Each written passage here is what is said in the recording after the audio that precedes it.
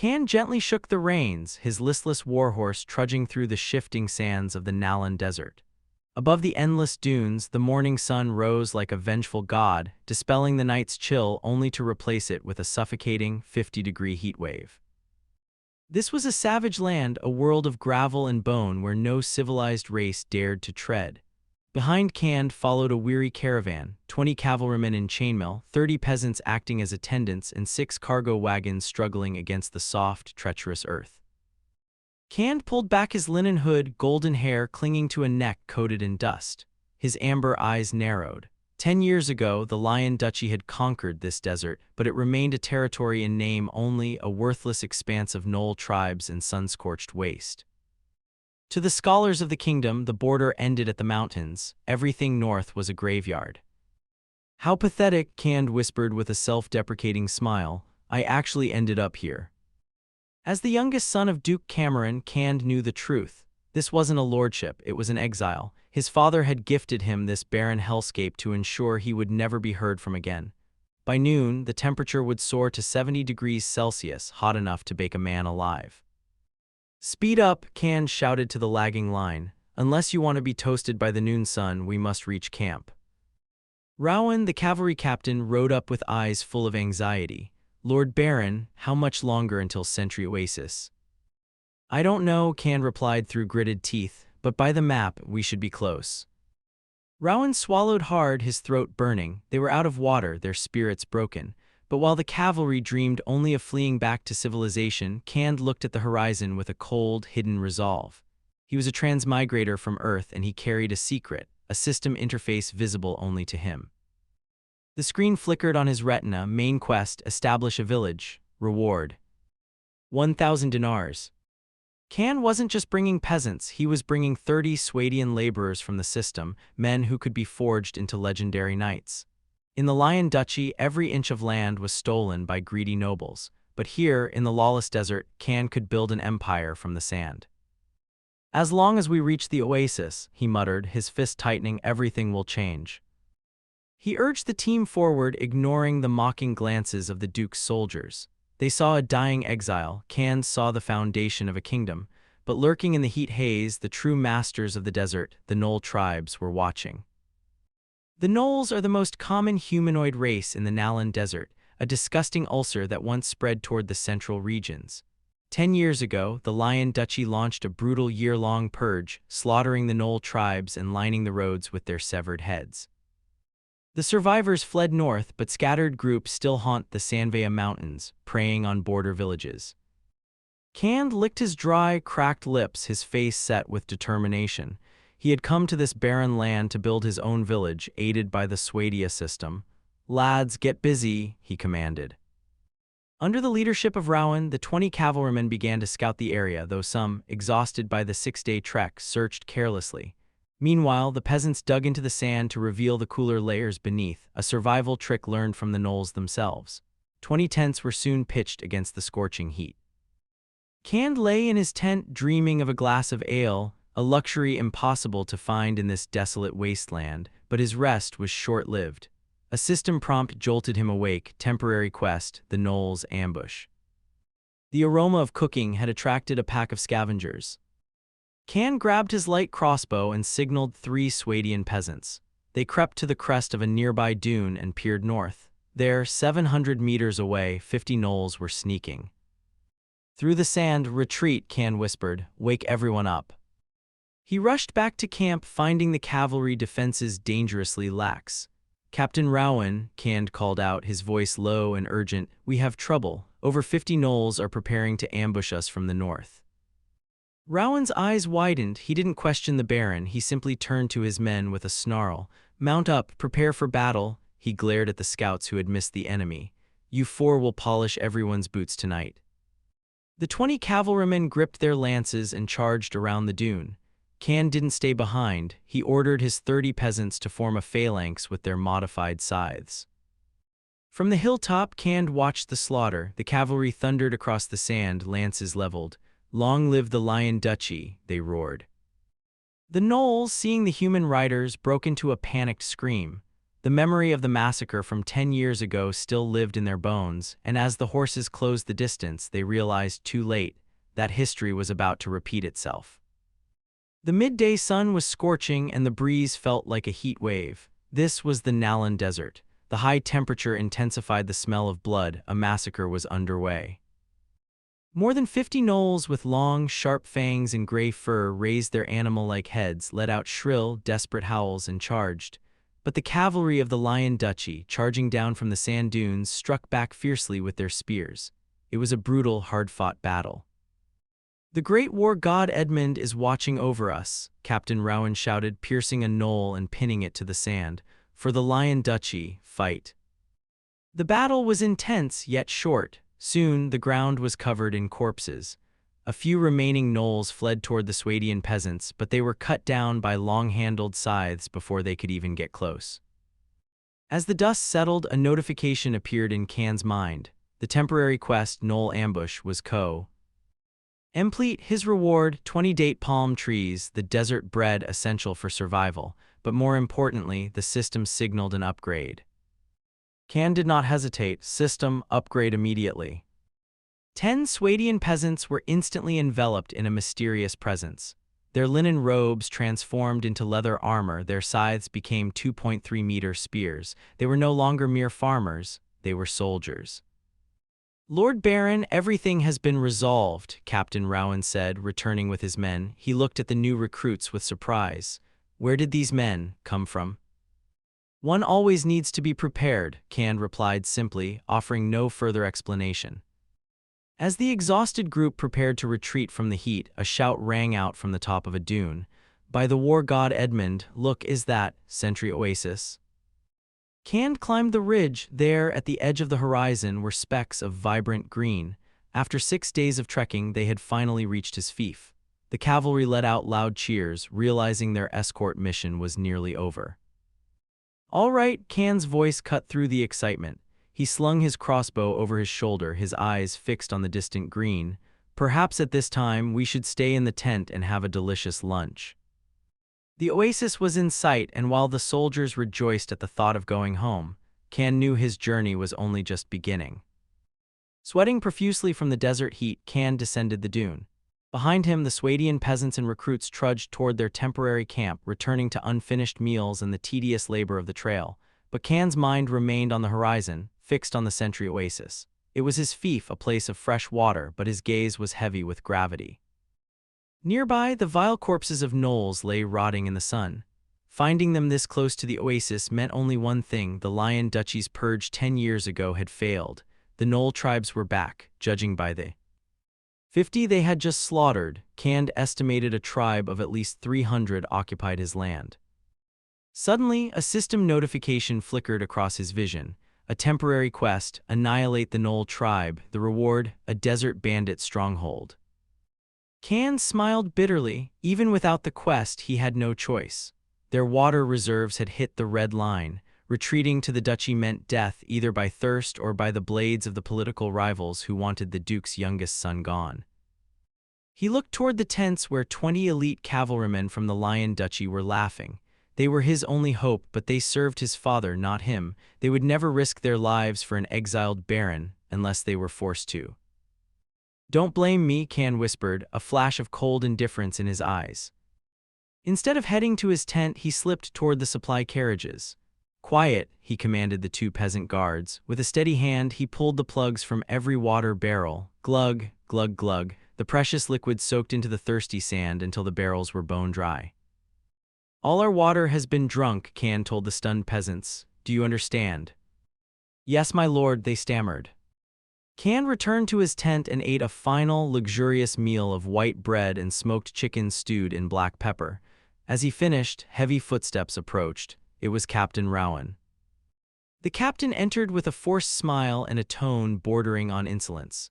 "Lord Baron, my men have no patience left for this desert. Give us our water rations and we will begin our return journey now." Khan looked up, his face a mask of calm. "Of course, Captain, I am grateful for your protection."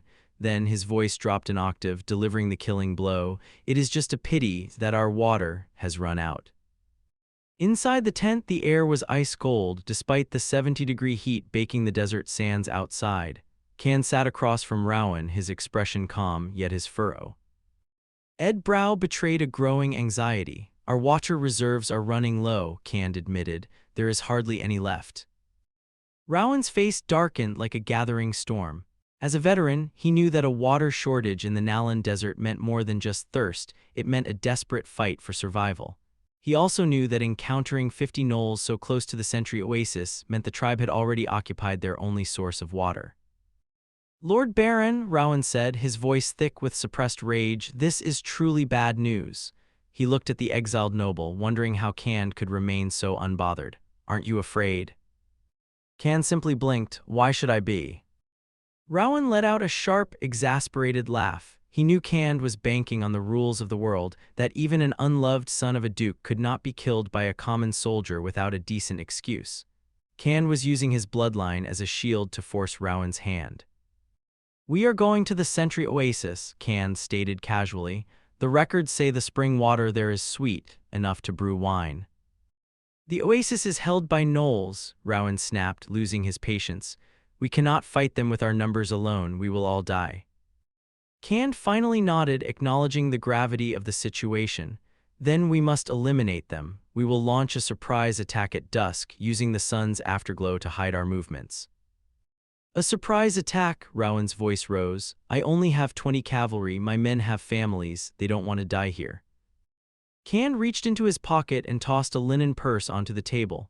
It landed with a heavy, metallic asterisk clink asterisk. 20 large silver coins, Kan said solemnly. 5 months extra wages for every man, this is the payment for hiring you to fight. The weight of the silver softened Rowan's resolve. He looked at the coins, then back at the young baron. At dusk. Yes, Kan replied, the sun will be our ally. You charge to sow chaos and my 30 Swadians and I will follow, if we succeed one has to die of thirst. Rowan took a deep breath, gripped the purse and stood. I'll prepare the men. Left alone, Kan touched the crossbow at his side. He was gambling with lives, his own included, to secure a future in this wasteland. In this life, he whispered to the empty tent, one must always take a high-stakes gamble. This wasn't just a choice, it was a mandatory victory. 5 o'clock in the evening, and the sun was already sinking. The dunes of the Nalan Desert were bathed in a sea of liquid gold. At the crest of a massive ridge stood Kan, his silhouette drowning in the final, surging tide of light. Less than a kilometer ahead lay the Sentry Oasis. It was a tiny glimmer of hope amidst the yellow waste, a spring-fed pond barely 25 by 6 meters. Around it, 6 tall trees and lush desert shrubs stood defiant against the encroaching sands. How beautiful, Kan whispered. Beside him, Cavalry Captain Rowan nodded with a cold, indifferent expression. Yes, beautiful. Which is why, Kan said calmly, we cannot let the gnolls keep it. Below them, the gnoll tribe had already settled. Their tattered tents made of bark, hide, and scrap cluttered the water's edge. Rowan gripped his spear, his voice a low growl. Lord Barren, when do we begin? Kan looked at the sun at their backs. The light was parallel to the dunes now, blinding anyone who dared look up from the oasis. Now, he commanded, now is the time. Rowan retreated down the dune to his 20 fully armed cavalrymen. These men of the Lion Duchy were silent, their eyes burning with a deep, hidden resentment. They had been trekking for 6 days to escort this baron to his post, only to find their water supplies gone. Now they had to fight just to survive the journey home. The war god Edmund is watching, Rowan shouted, mounting his horse. Show these inferior creatures the bravery of the lion. With a thunderous roar of hooves, the cavalry charged, I struck like a whirlwind, spears leveling and piercing the chests of the bewildered gnolls. Behind them, Kan followed with 10 Swadian recruits and 20 peasants armed with sickles. The surprise was absolute. The gnolls, blinded by the setting sun, couldn't even see their attackers. Blood splattered the sand as Rowan's men drew longswords, hacking through the gray-furred tribe. The gnolls broke. Memories of past massacres shattered their will, and they fled in terror. Leave no survivors, Kan's voice rang out across the water. We don't need prisoners. As the sun finally dipped below the horizon, the slaughter ended. The oasis was silent, save for the wind. Rowan, covered in blood, rode back to Kan. "Your territory is secured, Lord Barren." Kand offered to help with the wounded, but Rowan's rejection was sharp. "Not necessary, we take our water, and we leave now." The cavalrymen didn't say goodbye. They filled their skins, packed their wool, and rode into the freezing desert night without a backward glance. Kand stood alone by his new home, waving at their retreating shadows. "Goodbye," he murmured, his face a mask of noble calm. He had his land, and in the desert, that was all that mattered. Kand understood exactly how those cavalrymen felt. He watched them ride away, their backs stiff with a resentment that simmered like an impending volcanic eruption. To them, the gnolls were the losers, but they weren't the winners either. The only true victor was Kand, the Lord Baron who had seized the Sentry Oasis. "Goodbye," Kand muttered as their silhouettes vanished into the dunes. His sentry, a Swadian recruit, approached with his spear held high. "My lord, they have all departed." Kand nodded slowly. "Yes, they are fast." Without the burden of wagons, they would cross the Sanvea Mountains and return to the Lion Duchy in less than 3 days. Kand breathed a sigh of relief. It was better this way. If those natives had stayed, they would have witnessed the impossible, the magic of the system. Suddenly, a golden prompt flickered across his vision. Ding, temporary quest, exterminate the Gnoll tribe completed. Reward gained, Desert Bandit Stronghold, ×1. But the rewards didn't stop there. Another notification pulsed with light. Ding, someone in your troops can be upgraded. Kand's heart hammered against his ribs. His soldiers had fought with everything they had, and the experience gained was immense. He looked at the options. 20 Swadian peasants could become recruits for 10 dinars each. Even more exciting, 10 of his current recruits could ascend to Swadian militia for 20 dinars each. Kand frowned, calculating the cost, 400 dinars. It would almost empty his life savings of 500. He sighed softly, a wry smile touching his lips. System, upgrade all.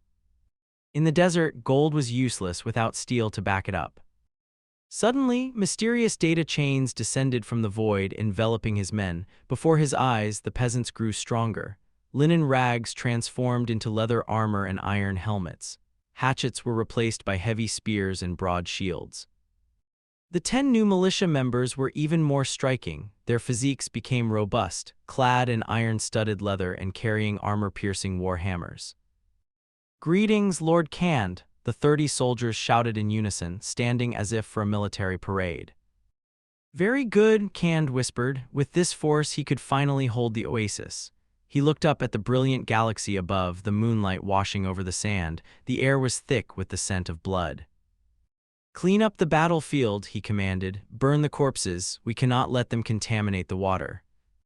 As his men set to work, Kand closed his eyes. It was time for the main quest, the one he had waited 16 years to fulfill. System, he thought, establish a village. Ding, main quest, establish a village completed. Reward 1,000 dinars. He whirled, seemed to shimmer. Stone and timber materialized out of thin air, forming a sturdy 2-story building, the ruler's hall. Ding, please name your village. Kand didn't hesitate. Durham. Named after the strongest fortress of the Old Kingdom, his new home stood defiant against the sands. The heavy wooden door of the hall creaked open, and 50 new peasants filed out, bowing low in the moonlight. "Respectful greetings, Lord," they chimed. Kand looked at his people, his soldiers, and his new hall. The flowers of the desert were indeed watered with blood, but today they had finally begun to bloom. Kand stood before 50 Swadian peasants, the humble foundation of his future village, Durham. In this harsh reality, Kand cannot rely on soldiers alone. He needs these laborers to transform a solitary ruler's hall into a thriving settlement. Their arrival is a vital relief. With the 20 cavalrymen from the Lion Duchy gone, the Sentry Oasis sits vulnerable on a dangerous front line. The displaced gnolls will surely return, and Kand's meager force of 10 militia and 20 recruits was not enough to hold them. Now, 50 peasants armed with long-handled scythes can form a defensive wall that no iron-starved gnoll could easily break. Yet the path ahead is daunting. The village lacks houses, mills, and wells, structures that require time and capital Kand does not have. His only funds are 1,000 dinars from a previous quest, and the local gold and silver coins cannot be converted into the system's currency. As Kand mutters to himself, the road is long, a bitter smile touches his lips. As night falls, a chill settles over the desert. The ruler's hall is too small to house everyone, so Can makes a pragmatic, if cold, calculation.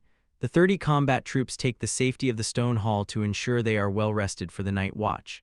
Outside, the 50 peasants set up tents and light bonfires using knoll debris for fuel. Can knows that if an attack comes, the peasants' sheer numbers will allow them to rally quickly, while his precious elite soldiers remain protected.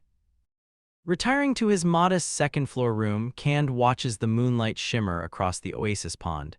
It is a moment of rare beauty, but it is brief. He sleeps with his short sword by his side, ever vigilant. Morning arrives with the chirp of desert birds. Looking out his window, Can sees the peasants already at work, clearing away the filth and feces left behind by the knolls. A militia member knocks, announcing breakfast, bread and dried meat stewed with cabbage. Can is surprised to learn the ruler's hall came stocked with supplies, but his relief is short-lived. The soldier delivers a grim report with 80 mouths to feed. These rations will last only 10 days. Can looks out at his paradise, his expression grave. The beauty of the oasis cannot hide the looming shadow of starvation. To survive in the Nalan desert, he must find a way to secure more food, and soon. Can stood amidst the shifting sands of the Sentry Oasis, a heavy realization chilling his spine. His subjects were not the weak or the elderly. They were 80 sturdy, prime-aged Swadian men with appetites to match. As he crunched the numbers, the truth became a relentless torment. His food reserves would only last 10 days. In this desolate desert, hunger was a death sentence. With a knoll counterattack looming, Can knew that empty stomachs could not lift weapons. The food issue must be solved first, he muttered, his brow furrowed in deep thought. He retreated to the ruler's hall, entering the 30-square-meter storeroom on the first floor. The air smelled of dried meat and cabbage, but the shelves told a grim story: 500 portions of bread, 250 of meat, and a mere 100 cabbages. "Is this all?" Can asked, his voice tight. "Yes, my lord," the militia replied. Can remembered the 3 supply carriages from the Lion Dew. Chai, surely there was more, but the report was devastating. Only 3 days of rations remained. The truth hit him like a physical blow. The departing cavalry had looted the stores as revenge for his recent victory. "Those guys," he hissed, pinching the bridge of his nose. Despite the crisis, a peasant cook brought him breakfast, a rich stew of dried meat and cabbage with toasted white bread. As Can ate, watching his men laugh and share their meal, he felt a flicker of peace. This was his fief, his responsibility. Stepping outside to plan the land usage, Can's boot landed in something viscous and foul. He looked down in disgust at a pile of knoll excrement. The primitive creatures had turned the pond's edge into a literal minefield of filth. Suddenly, a blue prompt flickered on his retina: temporary quest, restructure the oasis. The reward, 20 bags of flour. "Timely assistance," Can whispered, a flash of joy in his eyes. This reward would buy him the precious days needed to secure more supplies. He looked toward the northern pond where the populous trees swayed. He remembered his other rewards: 20 date palm trees and a desert bandit stronghold waiting to be materialized. The struggle for survival had begun, but with the system's help, the Sentry Oasis would not just survive, it would thrive. A faint smile played on Can's lips as he looked upon the Sentry Oasis. Before him, the date palm tree stood as a symbol of life, a sacred entity born of the dunes. While others might see it as mere ornament, Can knew its true value. This was the bread of the desert. Its fruit, the date, is a powerhouse of nutrition, 2/3 sugar and packed with vitamins. A single tree can yield 300 dates, and just 6 of these sweet, purplish-red fruits can sustain an adult for an entire meal. But the palm's utility went far beyond food. Its trunk provided timber for bridges and siege engines, its branches were woven into baskets and beds, and its leaves became mats or fuel. Every part had a purpose. Can surveyed the scene. 50 Swadian peasants were already hard at work, clearing the filth left behind by the Knoll tribe to claim a temporary mission reward: 20 bags of flour. As they worked, Can began to map out the future of his village, Darum. He knew that for an oasis to thrive, planning was essential.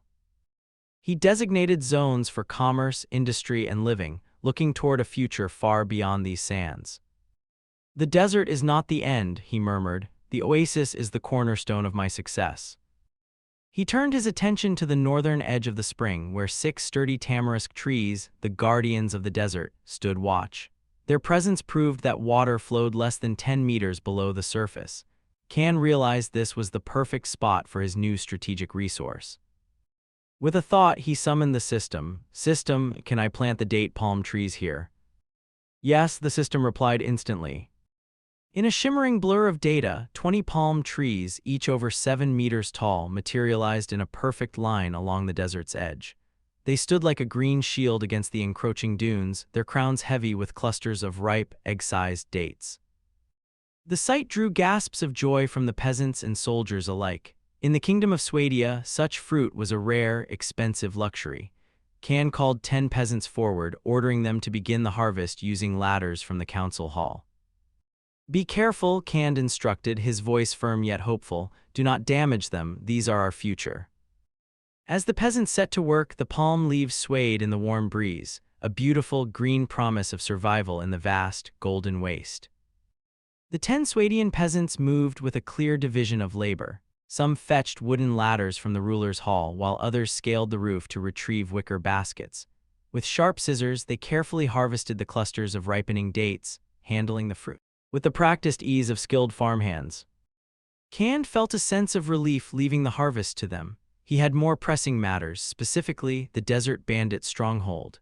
This high-level reward was earned through blood and grit when he and the cavalry of the Lion Duchy eradicated the Knoll tribe at dusk. In his mind's eye, Cand connected with the system. A data card materialized on his retina, showing a sandstone house guarded by soldiers in leather armor. Desert bandits, he mused, a slight frown creasing his brow. In his past life, these were the terrors of the Saranid Sultanate, ruthless marauders who looted caravans and vanished into the dunes. If these were indeed those same whirlwind warriors, they would be far more precious to the Sentry Oasis than any date palm. Masking his excitement with a calm expression, Can walked toward the south side of the oasis. He passed the spring, moving through the area he designated as the future industrial zone of Darum. To the north lay the agricultural zone. Though the land was barren, Can was determined. He even considered a bold plan, sending teams to the Sanvea Mountains to haul back fertile soil. A 7-day journey he was more than willing to undertake. Near the ruler's hall, 10 Swadian militia stood at attention. "My lord," they greeted him with a respectful bow. Can nodded, his voice firm. "Maintain vigilance." The shadow of the knolls still loomed, and while his 80 men were brave, they needed more strength. System, Can commanded, build the stronghold on the east side of the ruler's hall. Instantly, a stream of data flooded his vision.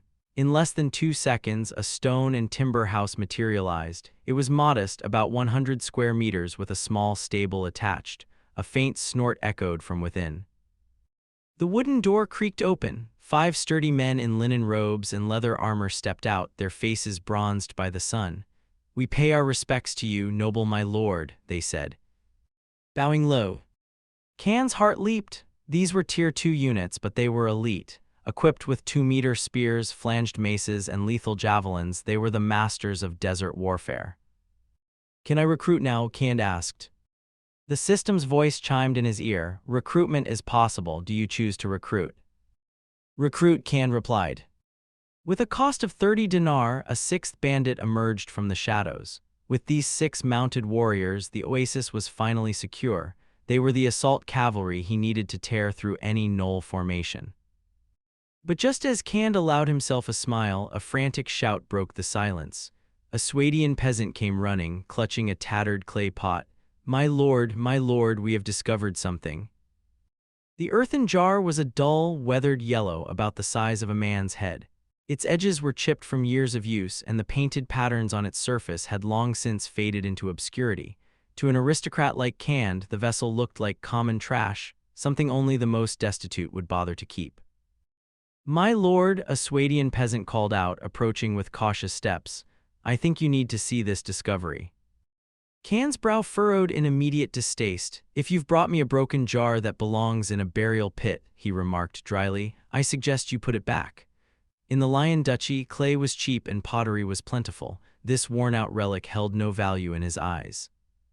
"No, my lord," the peasant explained, shaking his head, "it is not the jar itself." As the man stepped closer, the sunlight caught something inside the vessel, a stark white shimmer. Can leaned in, his eyes widening as he recognized the solid, crystalline powder. Salt, he whispered. The peasant nodded firmly. Yes, my lord, it is salt. In this world, salt was more than a condiment, it was a luxury. Cand had arrived at his fief with a mere 10 pounds of the stuff. To find an entire jar was a fortune. Where did this come from? He asked, his voice thick with excitement. The peasant pointed toward the remains of the Knoll camp. In the leader's tent, my lord, we found it while clearing the wreckage. A desert bandit stepped forward, inspecting the grayish, coarse grains. This is salt from a desert pan, he noted with certainty.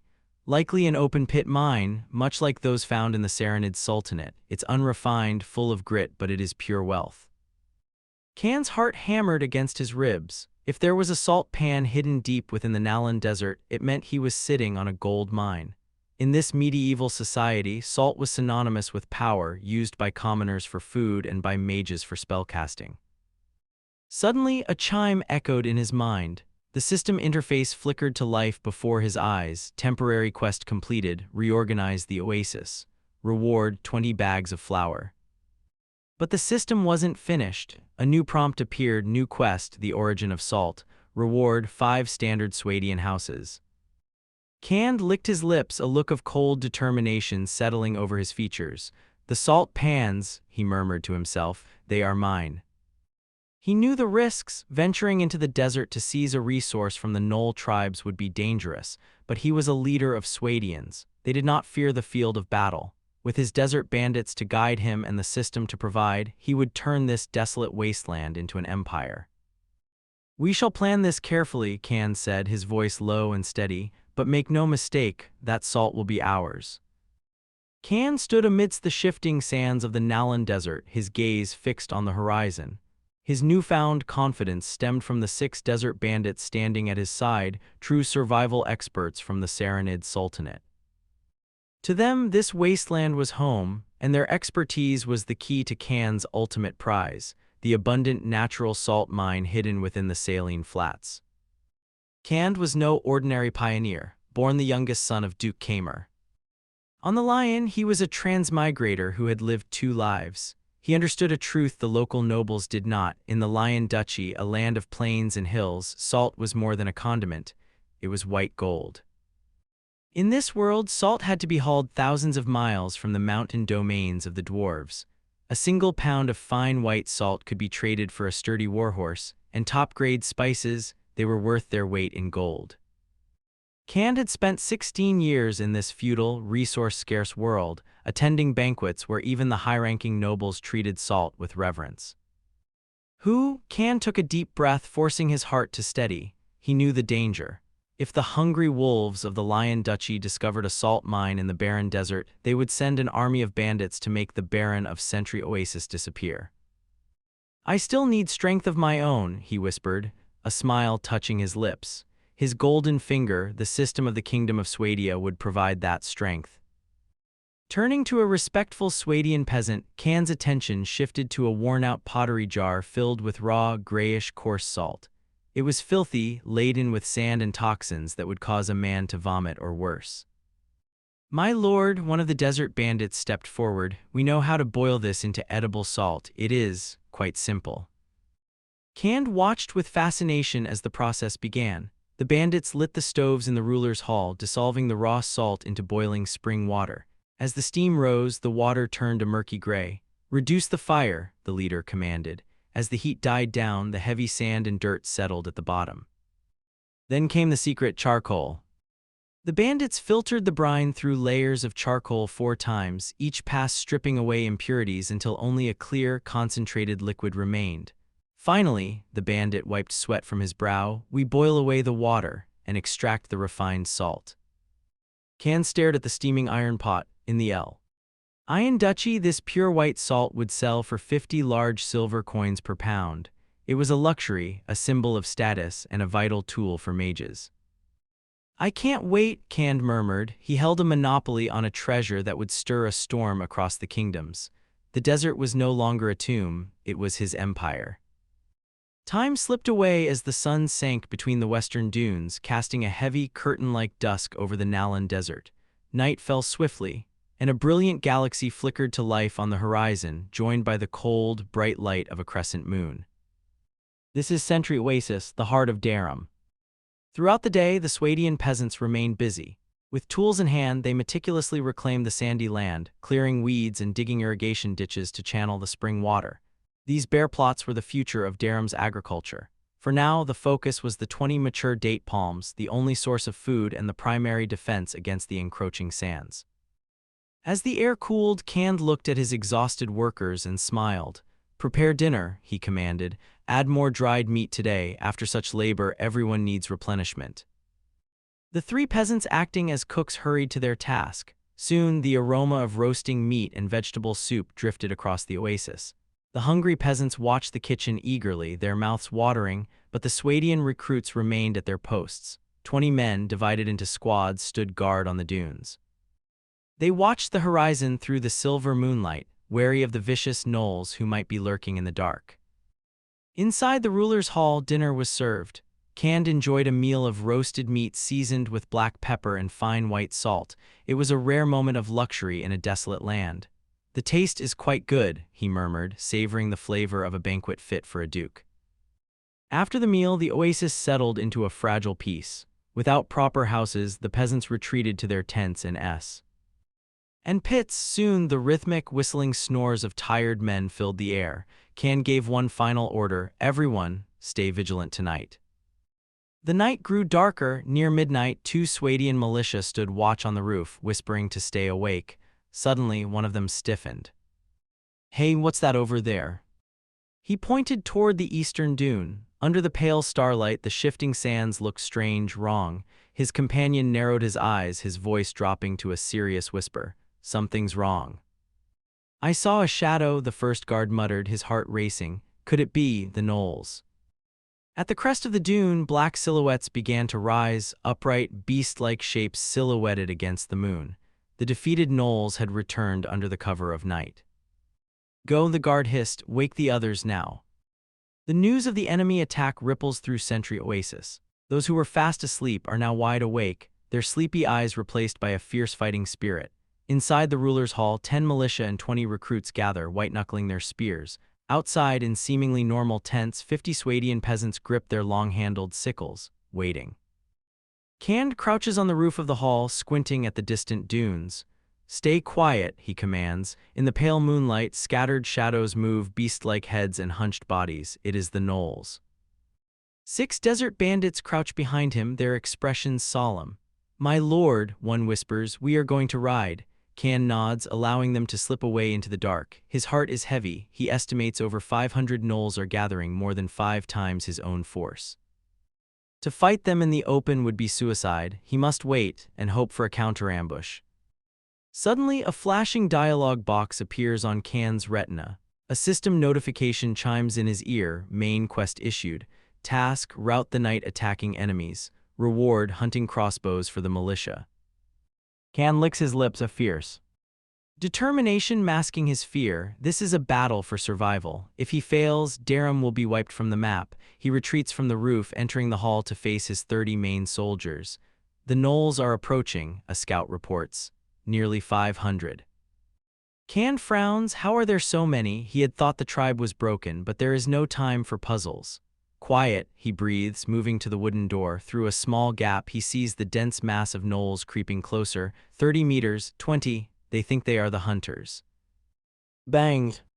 Kand kicks the door open. The gnolls freeze, their shocked eyes reflecting the moonlight. Kand raises his light crossbow *thrum*. The iron bolt tears through a gnoll's abdomen. "For Swadia, fight!" Kand's roar shatters the silence. "Long live Swadia!" the soldiers scream in response. 30 spears level into a wall of steel, charging forward. From the tents, 50 peasants surge out with sickles raised. Kand draws his short sword, rushing into the fray. The distance closes in heartbeats. The smell of blood instantly fills the air as the Swadians crash into the gnoll line, and the slaughter begins. This was an incredibly cruel battle, a life-or-death struggle for living space in the unforgiving desert. Nearly 500 gnolls approached the Sentry Oasis, their beastly heads filled with a ferocious, human-like intent to kill. To the gnolls, this was their ancestral home. To the humans, it was a foothold for survival. In the desert, the law is simple: extinction. Kan, standing firm as an invader who refused to retreat, watched the swarming mass sneak forward. The gnolls were confident in their numbers and their stealth. They never imagined the humans were already awake, waiting in full force to tear off their disguise. The counterattack was devastating. The front line of gnolls could only stare with wide, greenish eyes as a row of sharp spears thrust forward. Sharp pain exploded in their abdomens. As they were driven into the sand, they let out low howls of misery and despair, collapsing as their vitality withered. 30 Swadian infantry held the line. Their 2-meter-long spears, carefully crafted by the village blacksmith, pierced deep, twisting into internal organs before being fiercely withdrawn. Under the bright moonlight, the chilling gleam of the steel was quickly stained a deep, visceral red. "Long live Swadia!" Kan shouted, his own blade slitting the throat of a fallen creature. "Long live!" the Swadian peasants echoed. They fought with long-handled scythes, hacking and slashing at the unarmored gnolls, but the victory came at a price. Screams erupted as the gnolls' spiked maces found human flesh. 7 peasants fell, their bones shattered, their throats torn by fangs. "Hold on, maintain the formation," Kan roared, his eyes red with grief for his fallen men. The spear phalanx pushed forward, leaving a trail of ruined bodies. The gnolls began to scatter, their primitive confidence shattered by the disciplined steel, and then a sound that chilled their blood. Club, club, club, clubs. The sound of hooves. 6 desert bandits, Kan's only cavalry, thundered from the darkness. Javelins hissed through the air, nailing gnolls to the earth. The horses crashed into the chaotic flank like a heavenly descent. The gnolls broke, terrified by the memory of previous raids. They threw down their crude weapons and fled into the dunes. "Stop the pursuit," Kan ordered, his voice heavy. He had won, but as he looked at the over 100 gnoll corpses and his own sorrowful peasants, his face remained grim. He watched the survivors disappear into the night and whispered to the wind, "A lucky win." "That was close." Kan exhaled softly, his expression grim. This victory was won by sheer luck, and he knew it. If fate had not favored him, he and his people, the Darum, would have been driven from Sentry Oasis by the gnolls, left to wander the CR. Yule Desert in utter disgrace. A force of 500 gnolls is no small threat. Even in the Lion Duchy, such a unit would demand the attention of high lords. Though primitive and lacking iron tools, their bloodthirsty, beast-like nature makes them terrifying. But fortunately, their bestiality outweighed their rationality. "Beasts without thought," Kan shook his head, relief glimmering in his eyes, "are destined to never amount to anything." His victory relied on a psychological crushing. Yesterday's bloody massacre had already terrified the survivors. When the gnolls saw their companions fall today, they didn't just retreat, they collapsed. Without military organization or reserves to steady them, the scales of victory tipped toward Kan. Yet the cost was heavy. Kan's forces were severely lacking. While his 30 Swadian infantry, composed of 10 militia and 20 recruits, had leather armor and training, the bulk of his force were 50 Swadian peasants. These men were farmers, not warriors. They fought without armor, wielding only long-handled scythes modified from tools. The thick smell of blood made Kan's head throb. He scanned the battlefield, seeing the messy piles of gray-furred gnolls and the linen-robed bodies of his own men. A desert bandit approached, his expression grave. "My lord, the count is complete." "Speak," Kan commanded. "No infantry casualties, only 6 slightly wounded," the bandit hesitated. "As for the peasants, 15 are dead."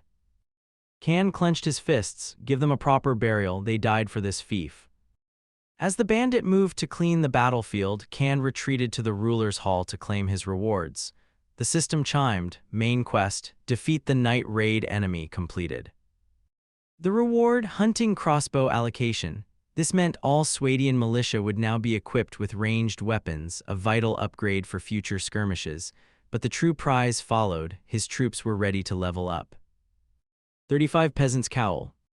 D now become Swadian recruits. 20 recruits could rise to militia, and his 10 militia could finally reach Tier 3, becoming either Swadian light infantry or skirmishers. Kan swallowed hard, a surge of hope rising in his chest. His strength had just skyrocketed. No longer a band of farmers, his people were finally becoming a regular army. The gnolls have fled in a panic, and the sands of Sentry Oasis are finally still. The victor is Khand, Baron of the Lion Duchy and Lord of the Nalan Desert. To the Gnoll tribes, he is an invader, but Khand does not deny this. In this harsh wasteland, the only justice is the strength of one's fist. To survive, to grow, and to prosper, one must be willing to tear away the fig leaf of civilization. For Khand, this victory is a turning point. His army of 65 men, once mere peasants and recruits, is ready to ascend. With a silent command, the transformation begins. 35 Swadian peasants shed their rags to become Swadian recruits, now armored in leather and wielding spears, hand axes, and broad wooden shields. 20 recruits advance to become Swadian militia. Khand watches his treasury dwindle. 550 dinars vanish in an instant, leaving him with only 420. He hesitates at the final tier. To upgrade his 10 militia into light infantry or skirmishers would cost another 200 dinars. He shakes his head. No, those funds are needed for the village itself. Besides, 65 trained soldiers equipped with standard Swadian steel and hunting crossbows are more than enough to hold the oasis against unarmored savages. As the dialogue box fades, a ripple of data washes over the oasis. Outside, the soldiers' silhouettes shift and broaden. They stand taller, their new equipment gleaming in the fading moonlight. The 30 militia now carry hunting crossbows slung over their backs, a modest weapon perhaps, but lethal against the bare flesh of a gnoll.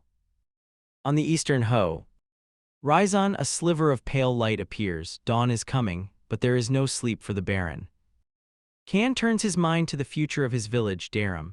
The buildable list flickers before his eyes: houses, mills, walls, watchtowers, and wells. He dismisses the wells, the oasis provides enough. He ignores the mills, there is no wheat to grind. Even the walls, a mere half-meter high, are useless against a desert predator. His gaze settles on the only logical choice, the watchtower. In a land where threats emerge from the shifting dunes without warning, sight is the greatest weapon. To see early is to prepare early, and to prepare early is to win. With a final, cold resolve, the construction of Darum begins. Khand felt a slight stir in his heart as he contacted the system. With a silent command, he ordered the construction of a watchtower on the east side of the ruler's hall, a vantage point to ensure no enemy could approach the Sentry Oasis unseen. The system's dialog box flickered into view. Cost 100 dinar. Status under construction. Completion date 7 days. Suddenly, a cacophony of shouting and heavy lifting reached his ears. Khand frowned, glancing out the window as the morning sun dispelled the lingering shadows of night. Stepping outside, he was met by a sturdy man in crisp linen. "Good morning, my lord," the man said with a respectful bow. "We are the construction team from Praven." 15 silent, middle-aged workers had already begun their labor, surrounded by piles of stone and timber that had appeared as if by magic. The foreman, possessing a shrewdness that belied his honest face, was quick to set the terms. They required food, water, and rest, and they would absolutely not participate in combat. Khand agreed with a faint, amused smile. Leaving the clink and clatter of hammers behind, Khand walked toward the site of last night's bloody struggle. The air still hung heavy with the metallic scent of gore. Nearby, RT bandits were burning the gnoll corpses in deep sand pits, the smell of charred meat drifting on the wind. But for the 15 fallen Swadian peasants, a different fate was prepared. Khand stood before 15 individual graves, his face solemn. Though they were strangers only days ago, they were his subjects, his brothers in arms. As the fire consumed their remains, Khand sighed softly. May they rest in peace. The funeral was brief but heavy with the realization of the desert's cruelty.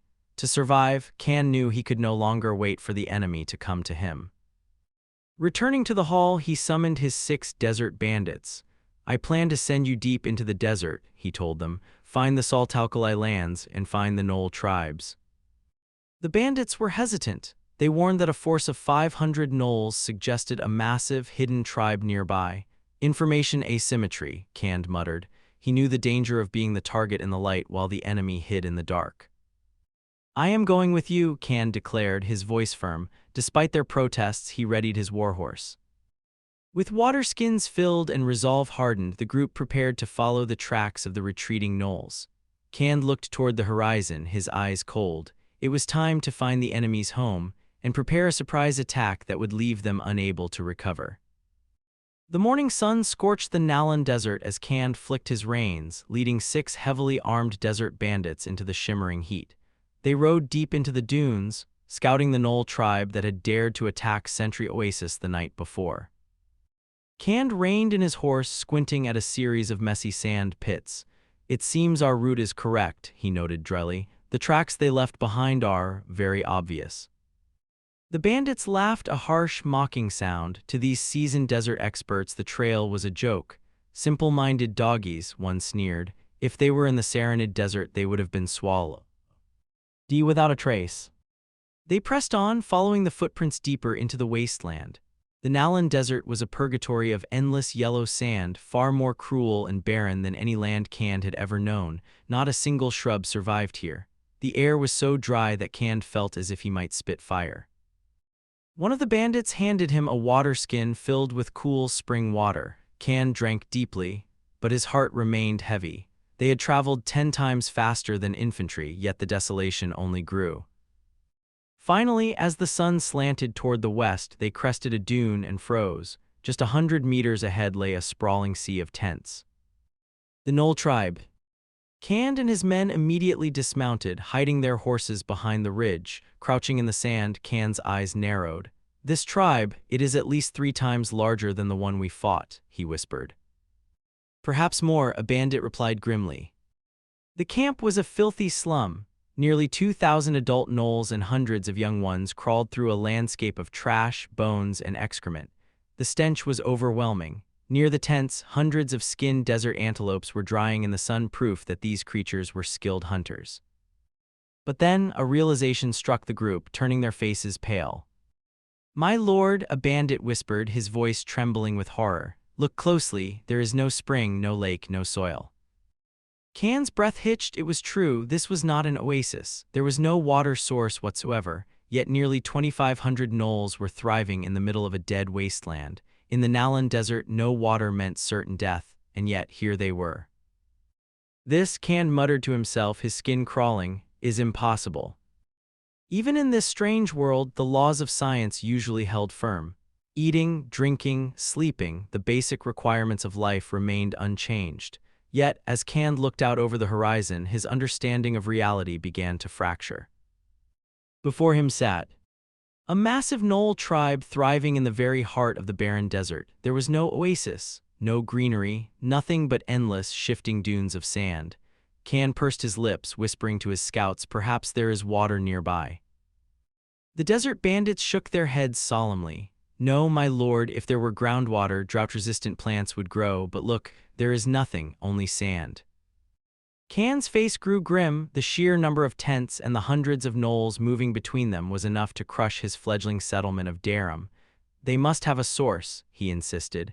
"No one chooses to live in a wasteland unless they can survive it." As dusk settled, the tribe began to stir for dinner. Elderly and female gnolls distributed dried meat, but Kand's eyes were fixed on the center of the camp. There stood a tent 5 times larger than the rest, a rugged wooden structure that could only belong to the chieftain. Suddenly, an old gnoll emerged, leaning heavily on a wooden staff. Even from hundreds of meters away, a wave of cold dread washed over Kand. The desert bandits shivered beside him. "That one, he feels dangerous." Kand nodded, his mind racing through old texts. "Stay quiet," he hissed. Then the chieftain appeared, a hulking brute clad in mismatched human chainmail, clutching a massive 2-handed axe. But it was the old one that truly terrified Kand. A shaman, he realized, his voice trembling, a spellcaster. In the records of the Lion Duchy, Gnoll shamans were priority targets. They could weave horrific magic, bloodlust to erase pain, rage to fuel slaughter, or stoneskin to turn hide into rock. Against such power, Kand's forces would be decimated. "Look," a bandit whispered, "the water." From the chieftain's tent, pottery jars were being passed. The gnolls drank deeply, one by one, in a disciplined line. There was a well inside that tent, a hidden source of life in a dead land. "We have seen enough," Kand commanded, his heart heave. "Why, we must retreat and plan." The odds were impossible, 2,500 gnolls against his small company. As they turned to leave, a bandit gestured toward the horizon. "My lord, look at their tracks. They lead even deeper into the desert. There is something else out there, something we haven't seen yet." The twilight struggled to hold back the dark, casting a dim, gray light over the dunes. Can frowned, his heart hammering against his ribs as he stared at the ground. To the north of the chaotic Knoll tribe, a snake-like trail wound through the sand, a path compacted and darkened by the constant trampling of thousands of feet. "The Knolls made this," one of the desert bandits muttered, his brow furrowed in confusion. These were primitive creatures. They had no concept of roads, yet here was a highway carved into the desert. "But why go north?" Cand asked. The bandit's face grew grave. "It is a daily task, my lord, like hunting. I believe they are mining the salt mine we seek." Can shook his head in disbelief. To the Lion Duchy, salt was a luxury, a commodity of greed. "Absurd," Can countered. "These beasts have no merchants. If the nobles knew of a mine here, they would slaughter everything in this desert to claim it." "Look at their pottery, lord," the bandit insisted, pointing toward the tribe's haphazard tents. "Those black, chipped jars, they are common trash from the duchy. The Knolls are not just mining salt, they are trading it." A heavy silence fell over Cand. The realization hit him like a physical blow. If this primitive tribe was organized enough to trade and maintain a road, his small settlement of 60 people was in grave danger. He felt like a mantis trying to stop a chariot. "What can we do?" Cand whispered, a bitter smile touching his lips. His strength was too meager. But then he clenched his fist, his resolve hardening. He had not come to the Nalan desert to die. "We must prepare. If we wish to survive, we must know the truth. Let us follow the road." He kicked his horse into a gallop, his 6 bandits trailing close behind. As the sun vanished, the desert temperature plummeted. They donned wool sweaters, riding under a brilliant silver moon that turned the dunes to frost. Can's mind raced. He needed higher-tier troops. If he had 100 Swadian knights, he could crush this tribe, but for now he had only his wits and a few brave men. Suddenly Can raised his hand. "Stop." The horses skidded to a halt, their breath misting in the freezing air. The bandits reached for the spears on their backs, their bodies stiffening with intent. There, in the cold moonlight, they were no longer alone. Enemies? The word hung heavy in the air as the hearts of the 6 desert bandits turned cold. They gripped their standard-issue spears, their knuckles white in the pale light. Ahead on the sandy road, right at the edge of the moonlight, 7 or 8 dark figures stood motionless atop a sand dune. They were fixed, staring, waiting. "Prepare for battle," Can's voice rang out. He unslung his light crossbow, pulling the string taut with a heavy grunt before knocking a sharp iron bolt. Beside him, the bandits reached for the short javelins at their necks. They were ready. "Be careful," Can warned, urging his horse forward. They moved slowly, relying on the confidence of cavalry, the knowledge that they could retreat like the wind if the enemy proved too strong. Yet the figures on the dune did not move. They didn't sound an alarm, they didn't even flinch. "My lord, something is wrong here," one bandit whispered. Can nodded, his brow furrowing. "Let's move closer. If there's trouble, retreat immediately." As the distance closed, the blurred shapes sharpened. Can's pupils constricted. He recognized those beast-like heads and fur-covered bodies, Knolls, but they were hunched, drooping, unnaturally still. "My lord, be careful," the bandits shouted, surging forward to flank him, but as they reached the crest, the horror became clear. There were 7 Knolls, yes, but they were bound to wooden posts with thick hemp ropes. "They are all dried corpses," a bandit observed, his voice grim. "Based on the heat, they have been here at least a week." "An execution?" Can asked. "Likely," the bandit replied. "Sun-dried alive, one of the most brutal ways to go." Can felt no pity for his enemies, but the sight was a chilling warning. He scanned the horizon, looking for whatever had done this. He shook the reins, giddy-up, and rode to the very top of the dune. He turned his gaze north, and his breath caught. Under the brilliant moonlight, a vast, shimmering sea of white spread across the horizon. "A salt flat," Can exclaimed. In this medieval age, salt was not just a mineral, it was white gold, but his excitement was short-lived. A bandit pointed toward the edge of the shimmering white expanse. There, nestled against the salt, were 40 or 50 tattered tents. The Knolls were not just here, they were many. Under the bright moonlight, the white salt flat was mesmerizing. A shimmering expanse left behind by a long-dead lake dried by the scorching sun. Can sighed softly, but he did not lower his hunting crossbow. At the edge of the flats, he counted 46 tattered tents. The filth and disorder were a stain on the landscape, but more importantly, they signaled that this wealth already had an owner, the Knolls. The desert bandit beside him frowned, his expression heavy. "Judging by the tents," he whispered, "there are at least 300 of them. They must be here to mine the salt." Can nodded. This was an open-pit mine where raw salt could be gathered right off the surface. To Cand, who possessed the technology to purify this into refined white salt, the kind found only on the tables of high nobles, this place represented an exorbitant fortune. Suddenly, a notification chimed in his mind. The system spoke. Temporary task, the origin of salt, completed. Reward obtained, 5 standard Swadian houses. Cand felt no joy. The reality of the deep desert was far too cruel. He pulled on his reins, turning his horse away from the dunes. "Let's go," he commanded his 6 companions. "It is time for the return journey." They rode hard, retracing their tracks through the shifting sands. To maintain their stamina, they dug a pit behind a dune after midnight, lit a small campfire, and rested briefly. By morning, they were back on the trail. "My lord," the lead bandit called out, slowing his pace, "there is a large Knoll tribe ahead. We should go around." They took a wide shortcut, bypassing the enemy unseen, and galloped toward the sentry oasis. By dusk, the silhouette of the ruler's hall finally appeared on the horizon. The bandits let out a collective sigh of relief. They were exhausted, their horses trotting with drooping heads, but they were home. 5 Swadian militia stood guard on the dunes, their crossbows ready. They saluted as Cand approached. "Everything is normal, my lord," they reported. "No attacks while you were away." Cand warned them to remain vigilant, then rode slowly toward the pond. The village was thriving, the watchtower was 1/3 complete, and soldiers were training in the square. Exhausted in both body and mind, Cand dismounted. He ordered the recruits to brush the horses and feed them a mix of fodder, dried meat, and dates. Then, barely able to keep his eyes open, Cand climbed the stairs to his room on the 2nd floor, finally surrendering to a deep, well-earned sleep. Cand returned to the sentry oasis, his body heavy with exhaustion. He needed sleep before he could even think about the 5 Swadian houses the system had rewarded him. The oasis was pathetically small, less than 1,000 square meters, and the spring-fed pond took up much of that space. If he didn't plan carefully, these massive stone and wood structures would allow the entire south side.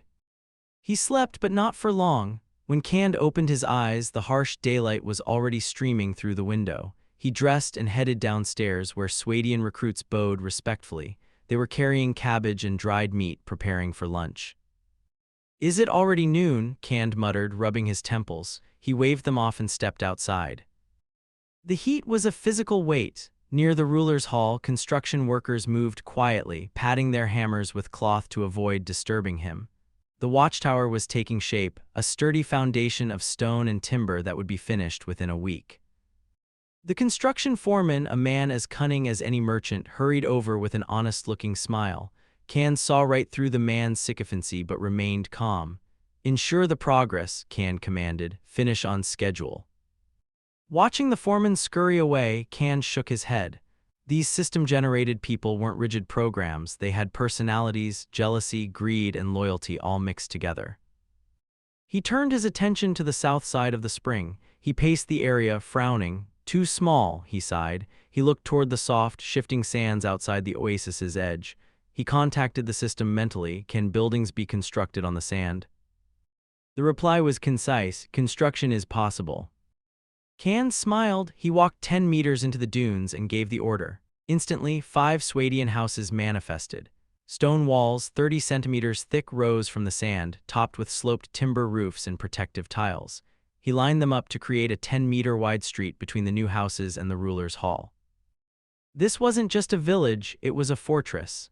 In his mind, he could already see his infantry blocking the street ends while crossbowmen fired from the rooftops. "At least there is the power of self-preservation," he whispered. Suddenly, a system dialogue box flashed across his vision. "Ding, event trigger. Swadian refugees."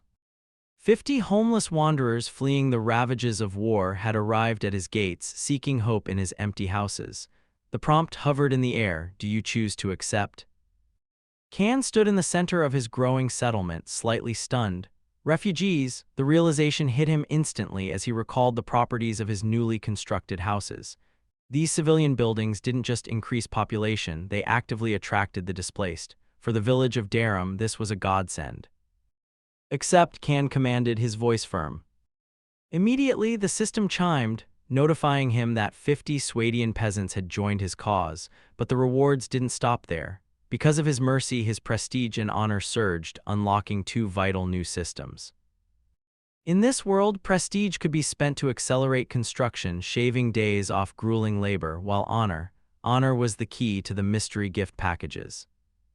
Can studied the interface. Honor was rare, earned only through epic victories or legendary deeds, yet he already possessed 1 point. The temptation was too great to ignore. "System," he whispered, "open the store lottery." Before he could dive into the digital interface, a Swadian militia member interrupted. "My lord, people are approaching." Can looked toward the horizon. Figures carrying tattered bags trudged through the desert heat. "They are our kin," Can reassured his tense soldiers. "Prepare food and water, they look exhausted." As the 50 refugees arrived, their linen clothes tattered and faces caked in dust, Can stepped forward. "Welcome to Darum," he announced. "Here you will find food, water, and hope." The refugees erupted in cheers, tears carving paths through the grime on their cheeks. For those fleeing the war-torn lands of Calradia, this oasis was a miracle.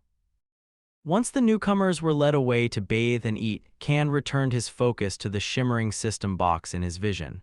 To his surprise, the system granted him a bonus for his first time using the store, 2 draws for the price of 1. "Start the lottery," he commanded. The virtual treasure chest creaked open with a dramatic flair. Ding, the system announced he had drawn a troop package, but this wasn't just any unit. 10 desert bandits, notorious and swift, had been inspired to defect and join his ranks.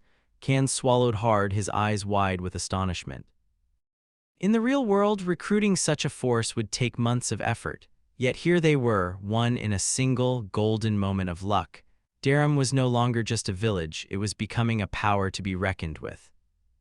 Can stood amidst the shifting sands, a satisfied smile tugging at his lips. With 10 new desert bandits under his command and 6 more resting in the stronghold, he calculated that within a month he would lead a 20-man cavalry unit. These were not mere soldiers, they were ferocious desperados, equipped with spears and javelins ready to shatter enemy lines or harass them into chaos. But Can's anticipation was only growing. He turned his mind back to the system, whispering a silent command, "Continue the draw." The golden light of the system's interface flared, and a new treasure chest creaked open. Ding! An item pack appeared containing a legendary artifact, the deterring presence banner ****. Can's pupils constricted as he read the description. This was no ordinary flag. Within a 500-yard radius, it would drain the morale of his enemies, turning brave warriors into trembling cowards while simultaneously boosting the spirits of his own men with every kill. It was a battlefield artifact. A relic from the legendary Light and Darkness MOD. "Manifest," Can commanded. Data streamed through the air, solidifying into a 3-meter pole of yew wood. At its peak hung a linen banner, dyed a deep blood red, featuring a majestic lion embroidered in shimmering gold thread. Even in the still air, the fabric swayed with an unnatural predatory grace. Can gripped the pole, his heart racing. He realized now that his system wasn't just a standard military tool, it held the power of artifacts that could rival the divine arts of high priests. The mysterious mages and brutal alien races of this world no longer seemed so invincible. "I am full of anticipation for the future," he chuckled softly. Carrying the banner, Can walked back toward the sentry oasis. The air was thick with the scent of lunch. His subjects, the Swadian peasants, were gathered together, their faces bright with newfound hope. Construction workers paused their labor on the watchtowers, while Swadian recruits kept a vigilant watch from the dunes. 16 desert bandits filed out of their stronghold, their fierce eyes scanning the horizon. Can watched them, then signaled a militia member to plant the banner firmly in front of the ruler's hall. Its power now blanketed the entire oasis. As his own meal was brought to him, Can took a deep, intoxicating breath of the desert air. "Time to eat," he murmured, looking out over the village that was finally truly his. The morning sun rose over the desert to the east, casting a pale warmth over the sentry oasis. Sunlight spilled through the wooden windows of the ruler's hall, where birds chirped and flapped their wings, cheering for the arrival of a new week. Is it dawn? Cand muttered, rubbing the sleep from his eyes. He pulled on his clothes, shaking off the pre-dawn chill. But his peaceful morning was shattered by a sudden, sharp notification from the system. Income 50 dinar in taxes from the village. Expenditure 360 dinar in wages for the troops. The drowsiness vanished instantly. A blow to the head, Cand whispered, stunned. He had forgotten the weekly settlement. The math was brutal: 30 Swadian recruits, 35 Swadian militia, and 16 desert bandits. The total cost made his scalp tingle with dread. System, he sighed. Avili, show the balance. The data box appeared. Funds, 20 dinar. A week ago he had arrived with 1,000. Now he was nearly bankrupt. Without dinar he couldn't build, and he certainly couldn't pay next week's wages. Disbanding the troops was out of the question. The threat of the gnolls hung over him like the sword of Damocles. Without his soldiers, the oasis would be razed to the ground. Feeling exhausted, Cand walked outside. Peasants digging silt from the pond bowed, calling out, "Good morning, Lord." Cand nodded distractedly, his eyes drifting to the new 8-meter-high watchtower. It was a sturdy masterpiece of stone and wood, currently manned by a sharp-eyed militia member. A group of desert bandits trotted up on horseback. Their leader frowned, noticing Cand's grim expression. "My lord, you seem unhappy." "My mood is terrible," Cand admitted. He had gold and silver from the old world, but the system refused to recognize it. Only dinar mattered. Then, as if hearing his thoughts, a new window flickered into existence. Main quest issued: the value of dinar. Reward: general store. The instructions were simple: pay his remaining 20 dinar to manifest a unique building. Cand's heart raced. A general store. He looked to the empty ground west of the ruler's hall. System, he commanded, build it there. In a flash of data streams, a Swadian building of stone and wood materialized, a beacon of hope in the middle of the shifting sands. A new building has appeared, situated just west of the ruler's hall. It covers nearly 200 square meters, aligning perfectly with the existing Swadian structures like two parallel lines. Cand observes the new grocery store with a critical eye. It looks rougher than the others, built of stone blocks and timber bound with hemp rope. The windows are thick wooden planks propped up to serve as awnings, but the counters are completely empty. There are no merchants and no merchandise. Sadino. Why? A system prompt chimes in his mind. Ding, through your efforts the new building is complete. Main quest: the value of the dinar is finished. Reward: 1 grocery store. The description explains that the store can exchange items for dinars, but only if those items possess value. Cand frowns. He has already tried gold and silver ornaments, and the system rejected them. System, he asks silently, what does value equate to? After a brief silence, the system responds, items with magical power, curios with effects like deterrent might can all be exchanged. Cand looks toward the red banner fluttering outside the hall. A magical item. In this world of swords and sorcery, such things are legendary. He remembers a suit of enchanted armor owned by his father, the Duke, a treasure so precious even Cand wasn't allowed to touch it. To find such items in the desert seems impossible. How is this any different from saying nothing? Cand complains. He has no money to buy magic and no one would sell it anyway. I can offer advice, the system replies, triggering a new notification. Ding, special quest, explore the mystery. Reward: 5,000 dinars. Description: a mysterious power is hidden within the Gnoll tribe deep in the desert. Find the source.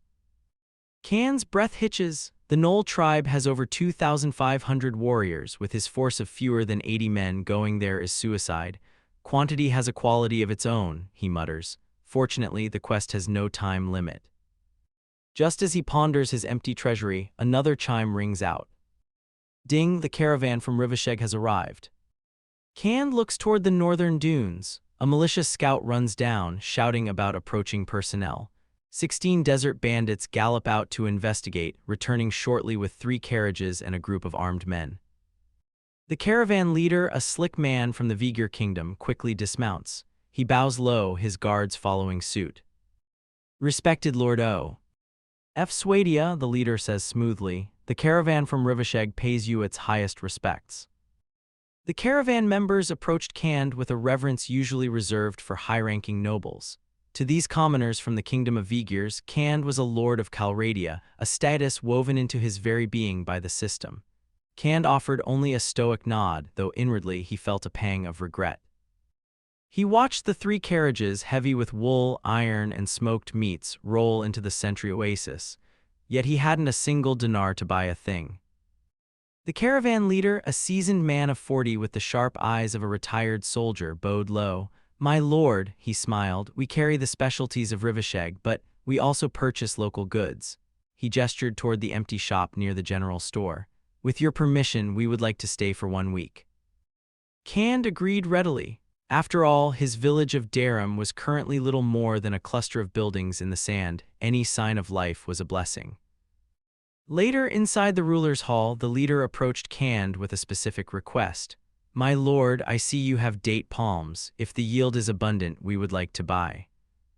Cand's interest peaked. "For dinar." "Of course," the merchant replied. Desperate for currency to maintain his troops, Cand sent a Swadian militia to lead the merchant to the warehouse.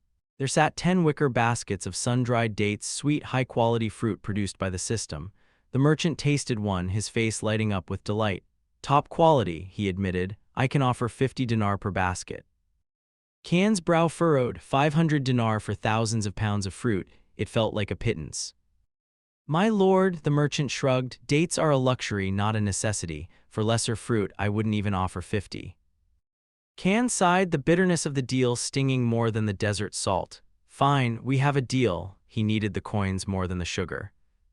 But before the merchant left, Cand add one more requirement. "Do you have barley?" "Yes, my lord, 50 dinar per bag." "I'll take one," Cand decided, "for sowing." The merchant smiled, offering a final word of advice on watering the seedlings in the harsh desert heat. Cand nodded, already planning. He would use the silt from the newly cleared pond as fertilizer. It was a small start, but in the unforgiving sands, every seed and every dinar was a step toward survival. The Nalan Desert, a vast sea of sand under a scorching, merciless sun. Cavalry Captain Rowan sat atop his warhorse, his face a mask of exhaustion and pure misfortune. He had only just returned to Lion Castle after a grueling trek, yet before he could even taste a drop of ale or embrace his wife, he was ordered back into this furnace.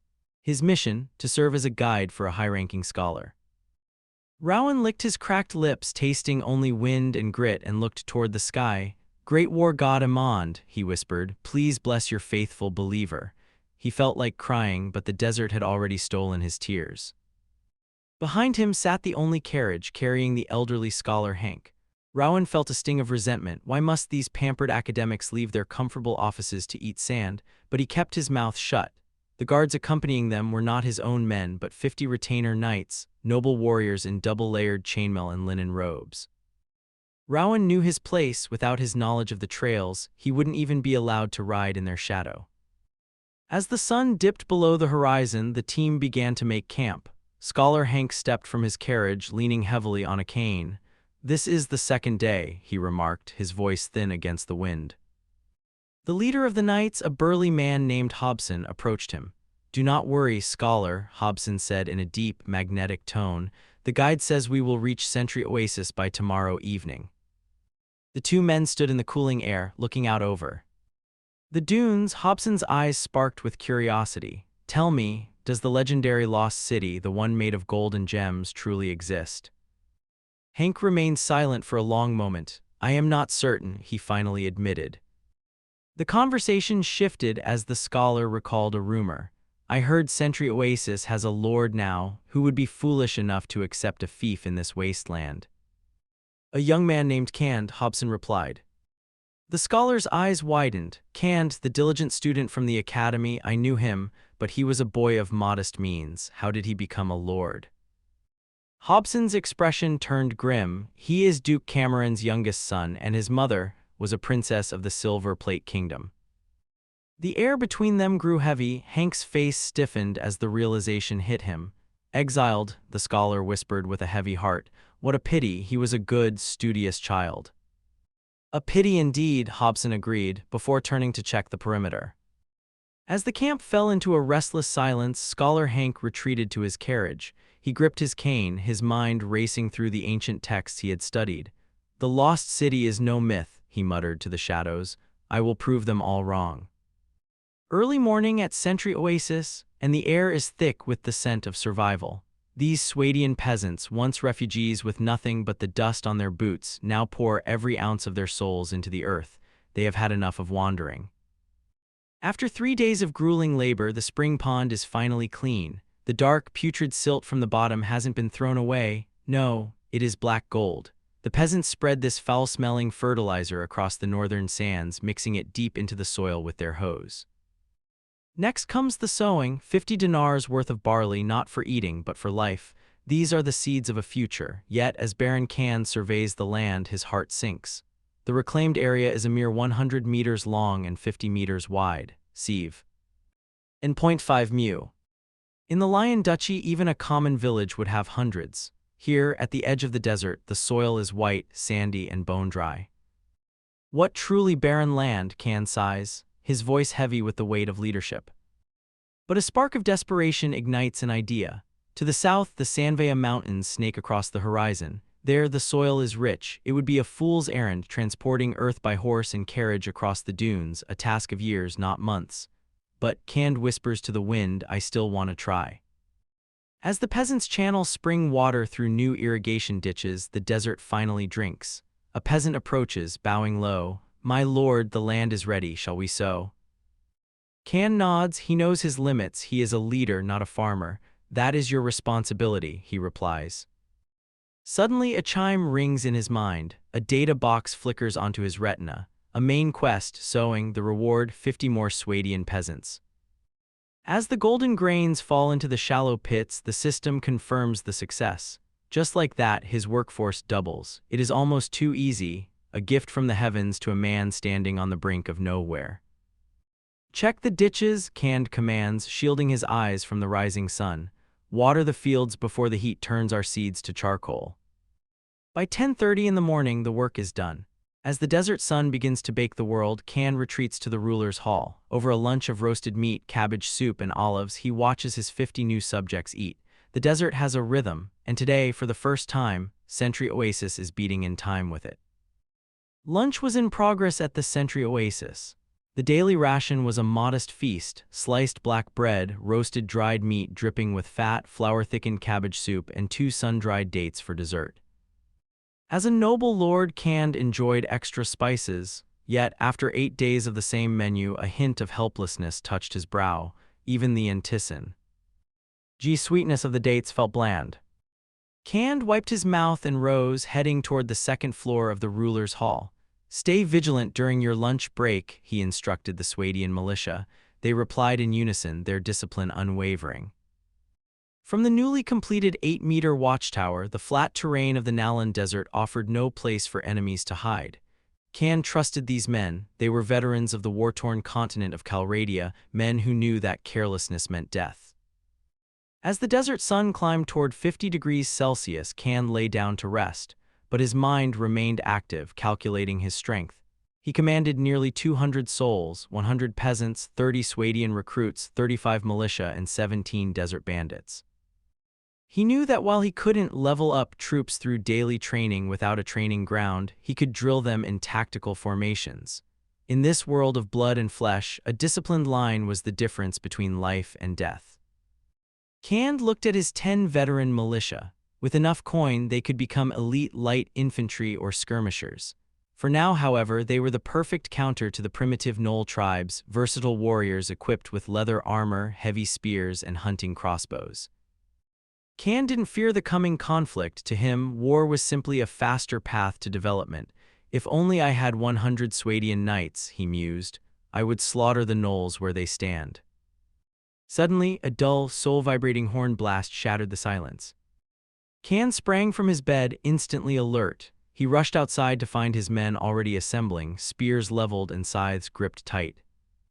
What happens? Khan demanded. A sentry scrambled down from the watchtower. My lord, a strange cavalry unit in the south, 50 riders and a single carriage. The south, that meant the Lion Duchy, Khan's own homeland, yet he knew the treachery of nobles all too well. Prepare for battle, he commanded. He turned to his 17 desert bandits already mounted on their horses. Reconnaissance only, do not engage, return immediately. With a nod, the bandits galloped into the shimmering heat of the dunes, disappearing into the vast sea of sand.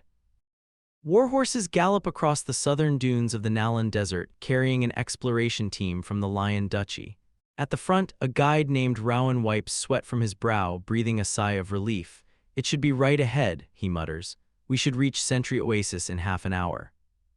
But Rowan's heart is heavy. He knows this oasis is merely the first step of a grueling journey into unknown territories, places even the great expeditionary forces of 10 years ago dared not tread. He glances back at the expressionless retainer knights.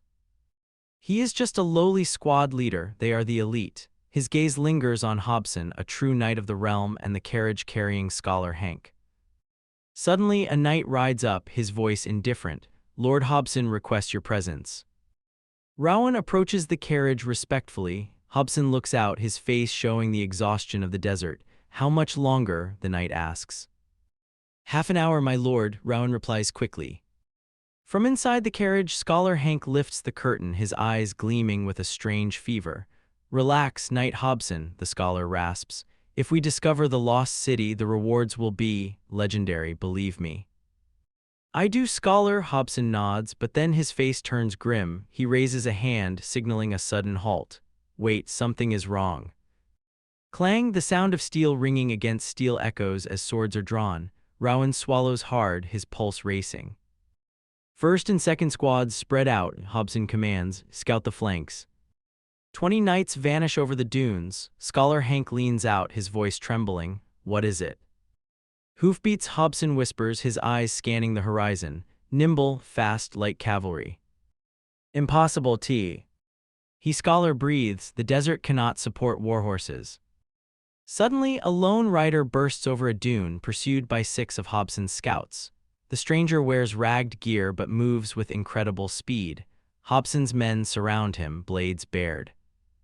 "Wait," Hobson shouts, stepping forward. He eyes the stranger's desert-worn face. "We are from the Lion Duchy. We know Baron Cand." The stranger reins in his horse, his expression cold. He is a desert bandit, loyal only to the Baron. "What is your relationship with Lord Cand?" he demands, showing no respect for Hobson's rank.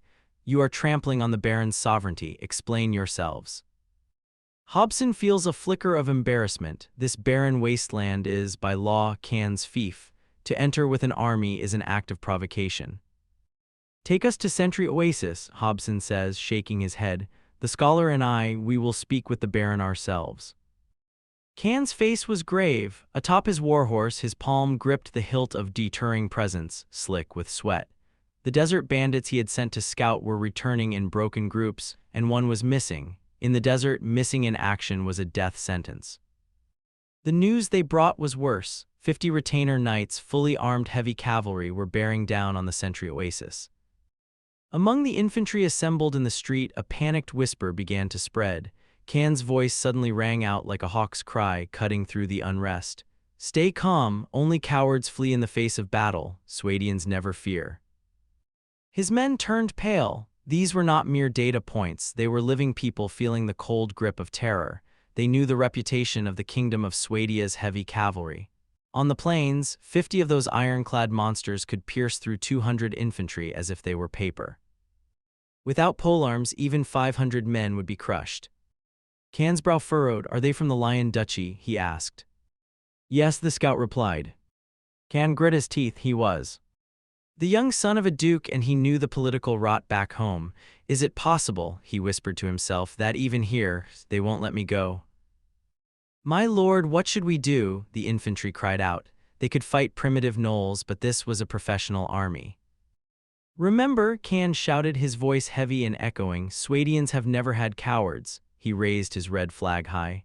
"Recruits and peasants, block the streets. Militia, take the rooftops. Use your crossbows to snipe them from above." The men responded with a roar. The layout of the buildings formed a natural fortress, a narrow 10-meter-wide killing zone. At the front, recruits leveled 2-meter spears backed by the pole scythes of the peasants, a rough, desperate phalanx. Even the Rivasheg caravan joined the line. Their leader, clad in chainmail and wielding a mace, stood behind Cand. "Lord Cand, we are willing to follow your lead." Time ticked by, the sunset faded, and a faint galaxy appeared in the sky. It was exactly 8 days since Kand had taken this oasis. Now he was the one being hunted. Suddenly, a militia member on the watchtower pointed south. "My lord, they are here." Just then, a system prompt flashed before Kand's eyes. Temporary quest, form an alliance. The reward, 3 waves of arrow rain from 500 Vigor sharpshooters. Kand's heart raced. The system warned of a dim sky pregnant with danger and an elite force arriving. Before he could process the mystery, rapid hoofbeats echoed from the street entrance. Kand turned. It was the missing desert bandit, returning at last. The missing desert bandit had finally returned, but he did not receive a hero's welcome. At the entrance to the settlement, the infantry stood their ground, gripping spears and scythes with white-knuckled fury. On a nearby dune, 50 retainer knights in shimmering chainmail and linen robes sat atop their horses, watching. They had been led here by a guide, their former companion. "Wait, listen to me," the bandit cried out, sensing the murderous tension. "I am not a traitor." "Shut up," a soldier roared back. From the rooftops, militia leveled their hunting crossbows. At 30 meters, those iron bolts would punch through leather armor like paper. "I need to see Lord Kand," the bandit pleaded, cold sweat slicking his face. He realized too late the recklessness of bringing heavy cavalry to the gates of the sentry oasis. "Impossible," the infantry bellowed in unison. "Let him come over." The voice was steady, powerful, and carried the undeniable weight of command. Lord Kand stepped forward, holding a red flag emblazoned with a golden lion. Behind him, 16 desert bandits followed, their hands already hovering over sharp javelins. "I trust my men," Kand said simply. He knew the system's recruits were incapable of betrayal. The returning bandit swallowed hard, his voice trembling with relief. "My lord, these men are from the Lion Duchy. They are led by Knight Hobson, escorting a scholar named Hank to find the lost city, and Rowan is with them. He says he knows you." Kand looked toward the dunes, his eyes widened as he recognized the standard attire of the duchy. Knight Hobson, Scholar Hank, and Captain Rowan. He nodded, his expression relaxing, though he did not order his men to stand down.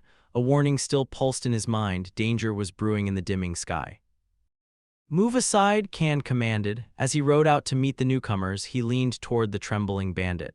"Return to the ranks, don't overthink things."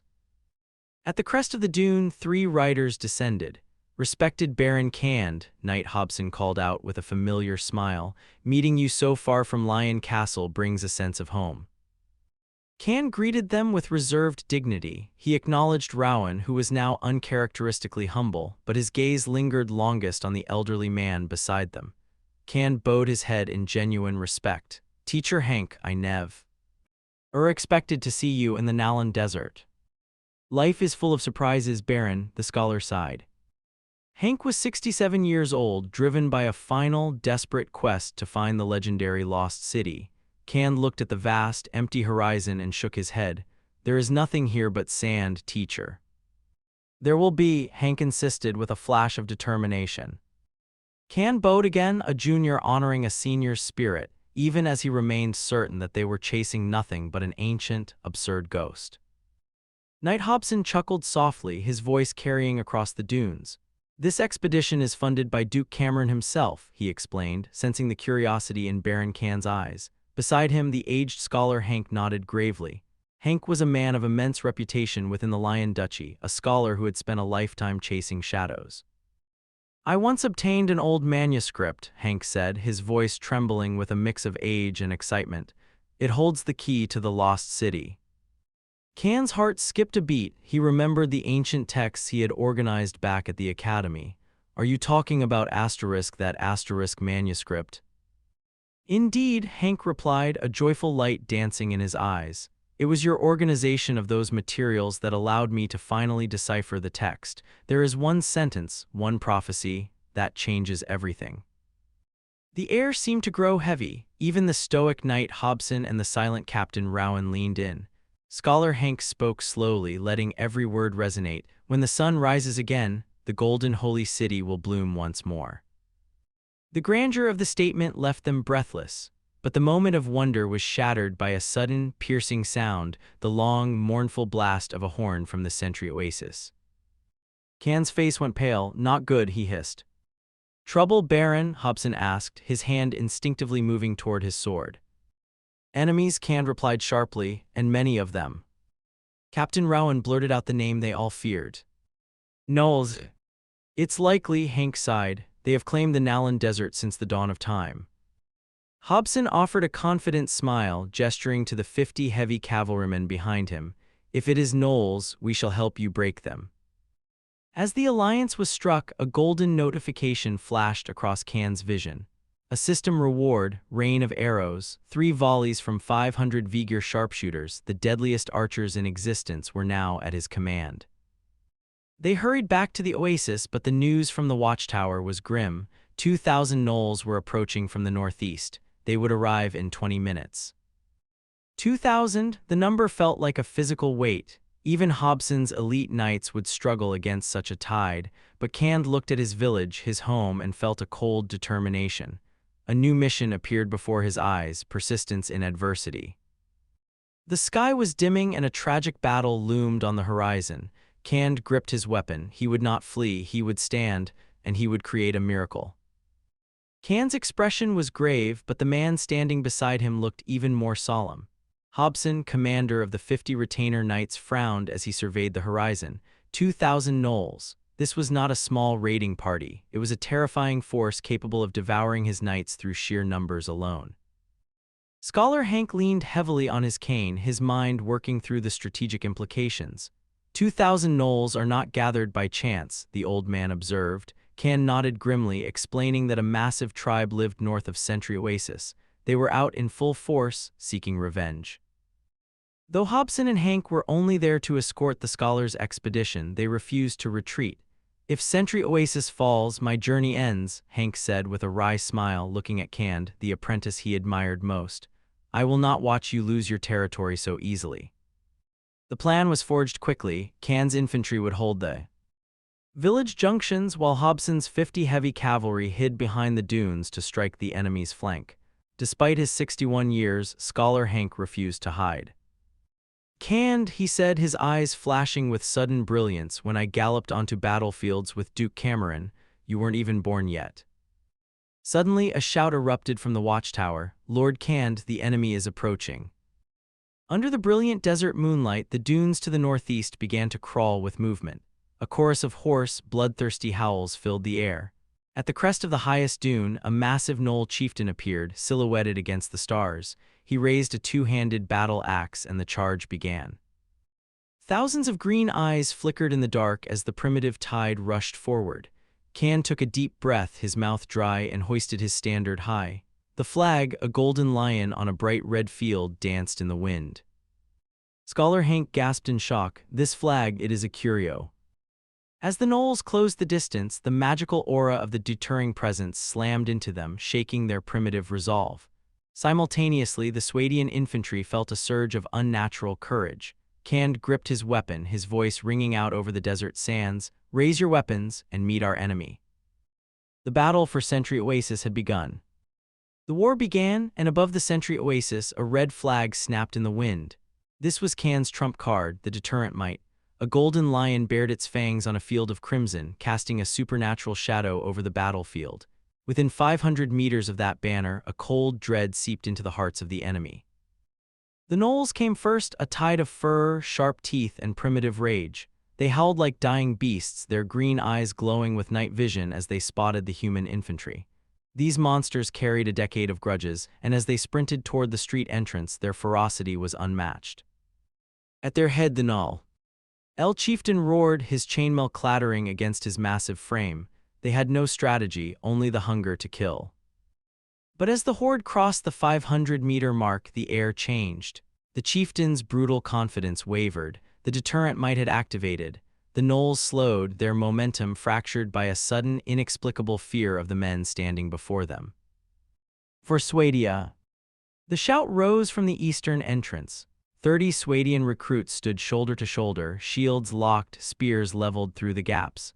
Behind them, 60 peasants raised pole scythes, forming a desperate steel hedgehog across the 10-meter-wide street. On the rooftops, Can's elite units waited with loaded crossbows, their faces grim. "They are coming," Scholar Hank warned. Can narrowed his eyes, the stench of the knolls filling his lungs. Then the bowstrings twanged. Swish, swish, swish. Iron bolts tore through the air, blooming red flowers of blood in the front ranks of the horde. 4 knolls collapsed, trampled instantly by their own kin. The success ignited the defenders. Under the fluttering lion flag, morale boiled over, but then the impact came. Bang, bang, bang. The knolls slammed into the shield wall like a flood hitting a dam. The sound of snapping wood filled the air. The human line groaned, forced back 5 steps by sheer physical weight. In that first terrifying collision, 12 recruits were crushed or mangled. Shields shattered, spears snapped. Though 20 knolls lay impaled, the numerical advantage was overwhelming. "In the name of Swadia, hold!" Can screamed, but his voice was swallowed by the cacophony of slaughter. On the rooftops, the knolls began to climb. The militia abandoned their crossbows, drawing combat hoes and shields for a bloody melee. They were losing ground. "Scholar Hank, we must retreat," Cand gritted his teeth. His line was breaking.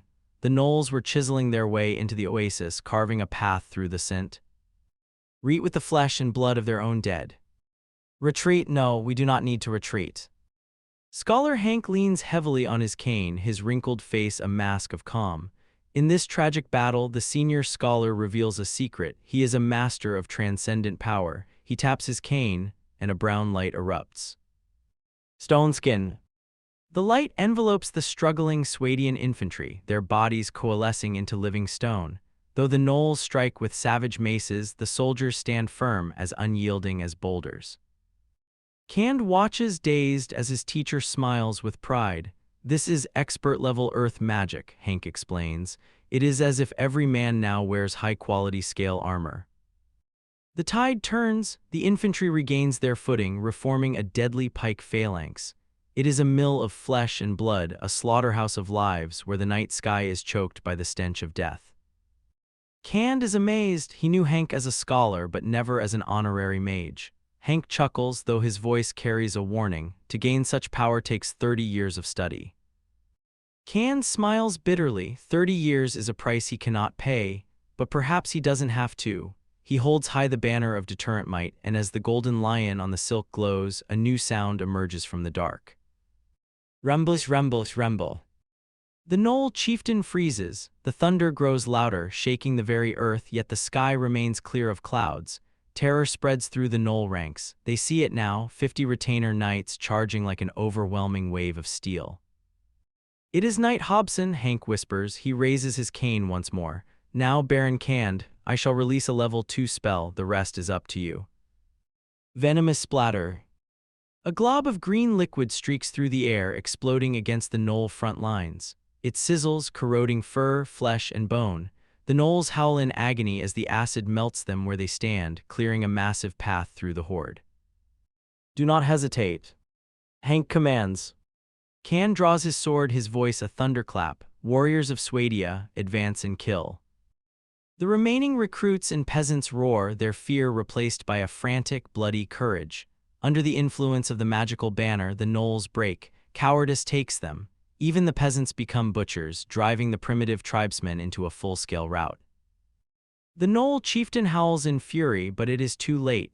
To the flank, the heavy cavalry closes the distance, the pounding hooves sounding the death knell for the tribe. 10 years of suppressed fear returns to the knolls, and the slaughter begins. The deterrent might is no ordinary artifact. It is a divine weight that crushes the very soul of the enemy. Even the savage knolls cannot escape its shadow. Rumbles, rumble. Hobson leads 50 retainer knights in a thunderous charge, slamming directly into the knolls' flank. Though few in number, the momentum of these heavy cavalrymen is as violent as 1,000 infantry. Warhorses trample the front lines, sending bodies flying, while fine spears pierce through flesh with terrifying ease. As the knights draw their swords, they begin a systematic slaughter of those too paralyzed by fear to move. In this age of cold steel, heavy cavalry are the undisputed kings of the earth. The knolls are routing. Caught in a pincer between the red-eyed infantry in front and the knights on their flank, they begin to scatter in a blind panic. For Swadia. From the street entrance, the infantry surge forward. Beside them, 17 desert bandits roar into the fray. They drive spears into the fleeing beasts, leaving the shafts embedded in their targets as they draw flanged maces to shatter skulls. Red blood mixes with grayish-white brain matter in the sand. In this life-and-death war of races, humans prove they can be every bit as brutal as the beasts they hunt. The 50 retainer knights move like gods descending to earth, splitting the chaotic formatio, and as if they were slaughtering chicks. Awu! The Knoll chieftain, a towering brute in chainmail, swings a massive two-handed battle axe, cleaving his own retreating soldiers to stop the collapse, but fear has already taken root. High above, Khand holds the banner of the Golden Lion. The fabric ripples in the still night air, releasing invisible waves of terror. The special effect is fully active. The Knoll's morale has bottomed out. Khand watches from behind his bandits, his expression grim. Suddenly, a roar of pure rage erupts. The Knoll chieftain has hacked 2 retainer knights from their horses. He swings his axe like a deadly windmill, knocking down several more. Not good, Khand mutters. If that chieftain rallies them, the numerical advantage of the Knolls will turn the tide. Lord Khand, do you need us to take him out? A desert bandit asks. Khand nods sharply. Do it. The bandits kick their horses into a violent gallop, drawing short javelins they throw with lethal precision. Whoosh, whoosh, whoosh. 11 javelins bury themselves in the chieftain's back, turning the mighty beast into a literal hedgehog. His axe falls from a mangled arm. Then a flash of cold light. Hobson rides past, his knight sword slicing cleanly through the chieftain's throat. The leader of the pack falls to his knees, clutching at the fountain of blood. The deterring presence shakes in Khan's hand. The enemy leader is dead. The rout is now total. 1,500 Knolls throw down their weapons and flee into the dark hills, no longer a threat but lambs for the slaughter. The Nalan Desert has a new master. The bright moonlight spilled down across the Nalan Desert, carrying a bone-chilling cold over the sentry oasis. The fierce battle at dusk had ended, leaving the sands stained a deep, visceral red. It was a slaughterhouse. Corpses lay everywhere, their unfocused eyes still reflecting a hidden desire for life. Khand stood amidst the carnage, his heart hardened by the reality of war. To the defeated Knolls, human flesh was merely food. There was no room for mercy here. Only the victor is king, he muttered, feeling no pity for the monsters but a deep, aching regret for his fallen Swadian soldiers. The caravan leader brought the grim tally. Of 100 peasants, only 42 remained. Of 30 recruits, a mere 6 survived. The militia had been halved. Khan's breath hitched in the cold air. 92 dead, he whispered bitterly. The price is too high. His village, Dharam, had been dealt a staggering blow. Yet amidst the grief, a golden light flickered in his mind. The system chimed, confirming the completion of his quest, persistence in adversity. For routing a superior force, Khand was awarded 1,000 dinars and a rare point of honor. Then a second notification appeared, the evaluation of the battle, epic victory. 2 honor points. With these, he could turn the tide in the shop's lucky draw, but the rewards didn't stop there. A dense list of notifications flooded his vision. His surviving troops were ready for promotion. Because of the sheer scale of the slaughter, their experience points were overflowing, allowing for immediate double upgrades. However, the cost was staggering, 1,367 dinars. If he paid it, he wouldn't have enough to feed his men next week. A headache, Khand groaned, rubbing his brow. Footsteps crunched on the bloody sand. Rowan, the cavalry captain, approached with a respectful bow. Lord Barren, Sir Hobson and Scholar Hank wished to speak. Inside the ruler's hall, the atmosphere was somber. Sir Hobson reported 7 knights killed and 6 seriously injured. When Khand apologized for dragging them into his fight, Hobson shook his head. It is a knight's fate to die gloriously, he said, before revealing a secret. They were sent not just for exploration, but by the Duke of the Lion to protect Khan's royal bloodline. Scholar Hank Linney, Ng heavily on his cane, sighed. The lost city is just a legend, Khand. I was a fool to believe a single sentence could lead me to it. The old scholar looked toward the horizon, his dream finally extinguished by the brutal reality of the desert. I am going home. The sky was still dimly lit as Sentry Oasis bustled with activity. The Swadians worked through their fatigue, clearing the battlefield before the desert heat could rot the remains. Over 400 Knoll corpses were piled high like sand dunes, a grim testament to the previous night's slaughter. Nearby, over 100 captured gnolls crouched against a wall, watched over by 19 Swadian militia, their crossbows cocked and ready. As dawn broke, the allies who had secured Can's victory prepared to depart. Knight Hobson shook Can's hand firmly, offering a blessing from the war god.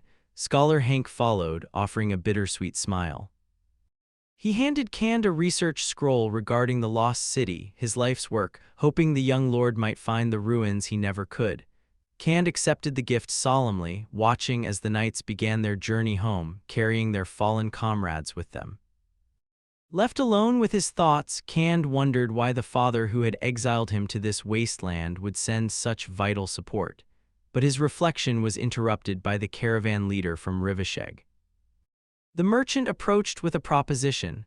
"Lord Cand," he began hesitantly, "these gnolls are strong. They would make excellent laborers for mines or lumberyards. I would like to purchase them." Can's eyes sharpened. In this world, captives were a resource, pure profit. When the merchant offered 30 dinars per head, Can didn't hesitate. "Deal," he replied. The transaction was swift. 142 gnolls were sold for a staggering 4,260 dinars. As the caravan guards led the captives away toward the general store, Can felt a rush of adrenaline. His total balance surged to over 5,000 dinars. This gold changed everything. It meant better equipment, new buildings, and the ability to pay his men's wages for weeks to come. Looking out over the dunes, Can licked his lips, a new ambition gleaming in his eyes. He finally had the wealth to truly build his power. "It is time," he whispered to the morning air, "time to upgrade the troops." With 5,743 dinars in hand, Can felt a surge of absolute confidence. Even in his previous life, this was a fortune. Now, with a single thought, he communicated with the system. "Open the troop interface."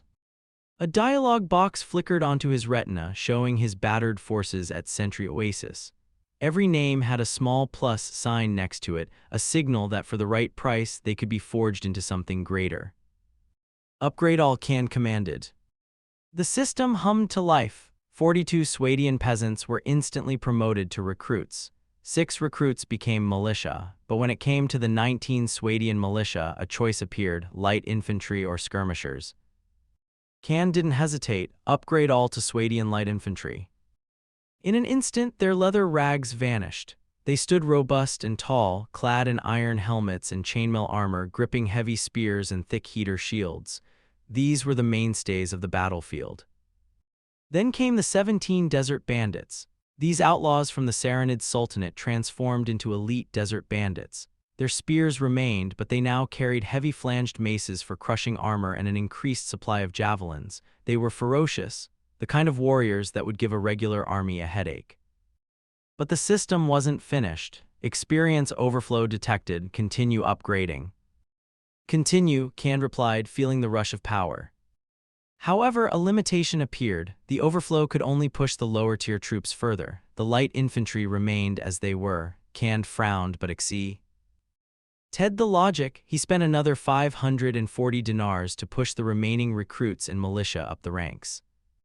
When the dust settled, Can's balance had dropped to 3,836 dinars. He had spent nearly one-third of his wealth, but the result was a qualitative leap in power. His battle line was now a wall of steel. The gnolls of the Nalan Desert, once a terrifying threat, were now nothing more than commodities to be captured and sold. The tribe that had sent 2,000 warriors to their deaths was likely trembling in the dark, terrified of the massive human army they imagined was stationed at the Oasis. Can smiled. It was time to push his luck further. System, open the lottery mall. He had 2 honor points left, 2 chances to pull a treasure from the great system chest. He took a breath and prepared to draw. Draw. Can speaks the word softly, his eyes glimmering with a sharp hint of anticipation. In this world, the rewards from a system draw are far superior to any temporary quest, and as he watches, the treasure chest creaks open. A brilliant, colorful light spills out, followed by the rhythmic chime of a system prompt. Ding! You have obtained an item pack. Inside is a lush date palm tree forest. A card materializes in the air. It shows a bird's-eye view of a vibrant forest rooted in sandy soil, its branches heavy with clusters of ripe purple-red dates. Cand is no stranger to this species. It is the most practical tree in the desert, but he is stunned by the scale, 2 mu of mature trees. He frowns, looking at the small oasis of Dharam. He only has 7.5 mu of land, and every inch is already covered in barley. Where could he possibly plant a forest? As if sensing his doubt, the system pulses again. The items will be fully materialized, based on the card. Cand ponders the words, fully materialized. A realization dawns on him, making his heart skip a beat. He rushes to the northern edge of the oasis, where the desert sands meet his small irrigation canals. He takes a deep breath, his voice steady. System, can I plant the forest here? Yes. Cand's mind connects with the card. Suddenly, an arcane aura descends. Countless data chains swirl deep within his pupils, erupting outward into a whistling whirlwind. In mere seconds, the chains fade, and a towering, straight forest stands before him. Cand swallows hard, his hands clenching in excitement. This is not just a gift of trees, it is a miracle. The loose, orange desert sand has been replaced by rich, yellowish-brown soil. The system hasn't just given him plants, it has changed the world. 100 trees stand in neat rows, reaching over 7 meters high. Their thick canopy blocks the desert winds, and the heavy fruit offers enough food to sustain his people for half a year. To the people of the sands, these dates are more than fruit, they are the bread of the desert. Cand licks his lips, his mind racing with the possibilities of a new ecological chain. This forest is the beginning of a true kingdom. System, he whispers, his eyes shining with a new hunger. Perform the draw again. On the retina of Cand's vision, the treasure chest appeared once again. With a silent confirmation, 1 point of honor vanished, and the chest slowly creaked open, releasing a blossoming, colorful light. A notification chimed, "You have obtained a hero pack." Inside was a card depicting a young man gazing into the distance, his eyes a mixture of melancholy, hesitation, and anticipation. Cand's breath hitched. He recognized this man instantly. "Manifest," he whispered. The card dissolved into golden specks, and there, atop a nearby sand dune, a rider appeared.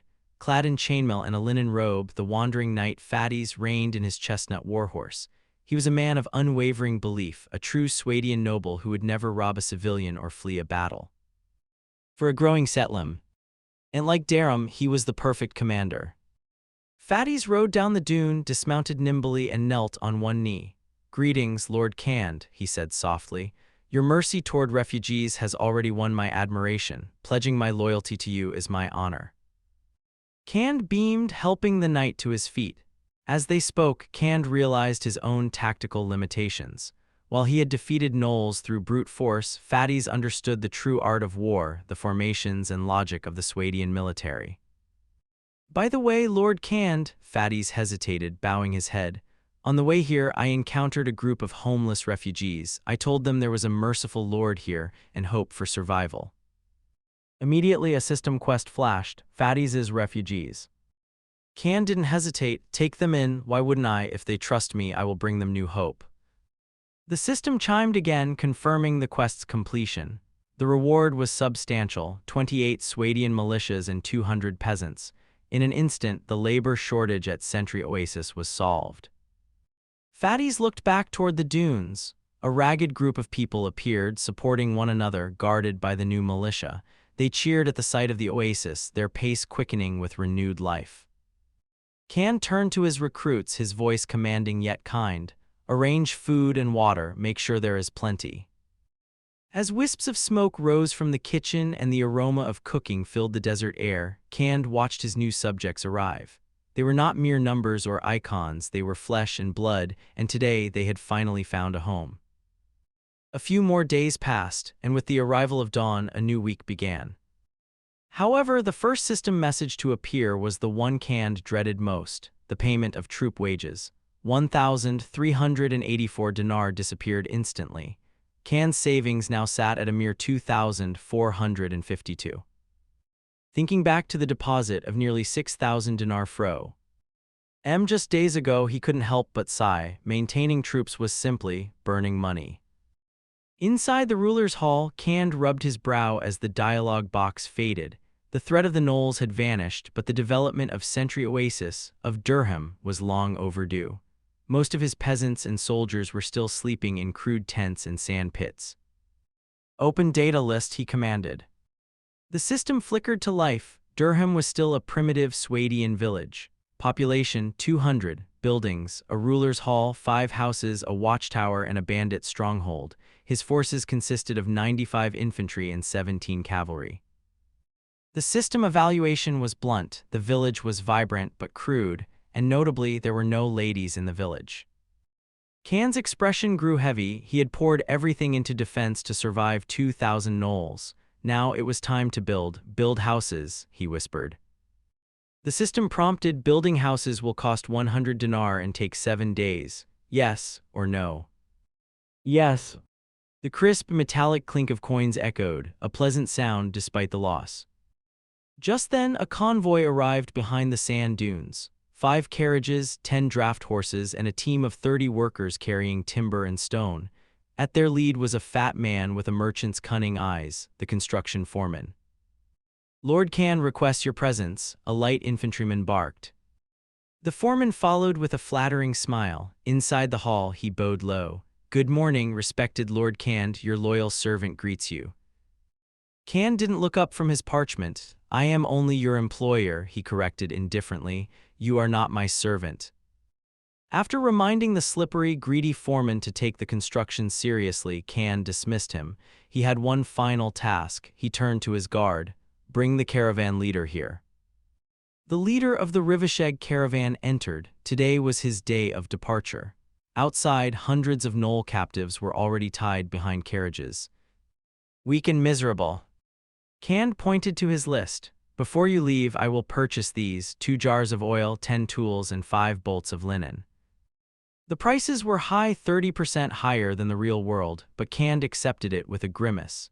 He knew that in this land, strength was the only currency that mattered, and soon the slave trade would make the gnolls pay his debts in full. "No problem, Lord Khan." The caravan leader sets down his parchment scroll, his voice tinged with a slight hesitation. "Oil, tools, and linen, the caravan carries these supplies, but the price, it is a bit expensive." Khan remains unfazed. "How much in total?" 2 jars of oil for 1,000 dinars, 10 tools for 2,000, and 5 bolts of linen for 1,000. The leader tallies the figures, looking up tentatively. "It comes to 4,000 dinars, but for you I can offer a discount. 3,800 will suffice." Khan rubs his chin. It is a significant sum. He smiles lightly. "Then, may I trade with dates instead?" The leader is stunned for a moment, then nods. "Of course, but we require the same high-quality dates as before. That will be 76 baskets." Khan's confidence is well-founded. With 120 trees yielding 240 baskets, his harvest is worth 12,000 dinars. Since the caravan lacks the cash to buy his entire stock, trading in kind is the perfect solution. 76 baskets, no problem at all. The exchange begins. As the dates are piled high at the grocery store entrance, Khan watches the sentries load the wagons. He notices something strange. 3 wagons easily swallow all 76 baskets, a feat impossible in the physical world. System spatial technology, *, he muses. "Farewell, Lord Khan," the leader calls out. "We shall meet again next month." As the caravan vanishes into the dunes like an illusory shadow, returning to the continent of Calradia, Khan turns to his men. "Move these Upleys to the ruler's hall. Be careful with the oil. It is a luxury we cannot afford to lose." Khan's mind is already racing toward the future. He plans to establish a logging camp in the Sanvaya Mountains and a salt mine in the desert.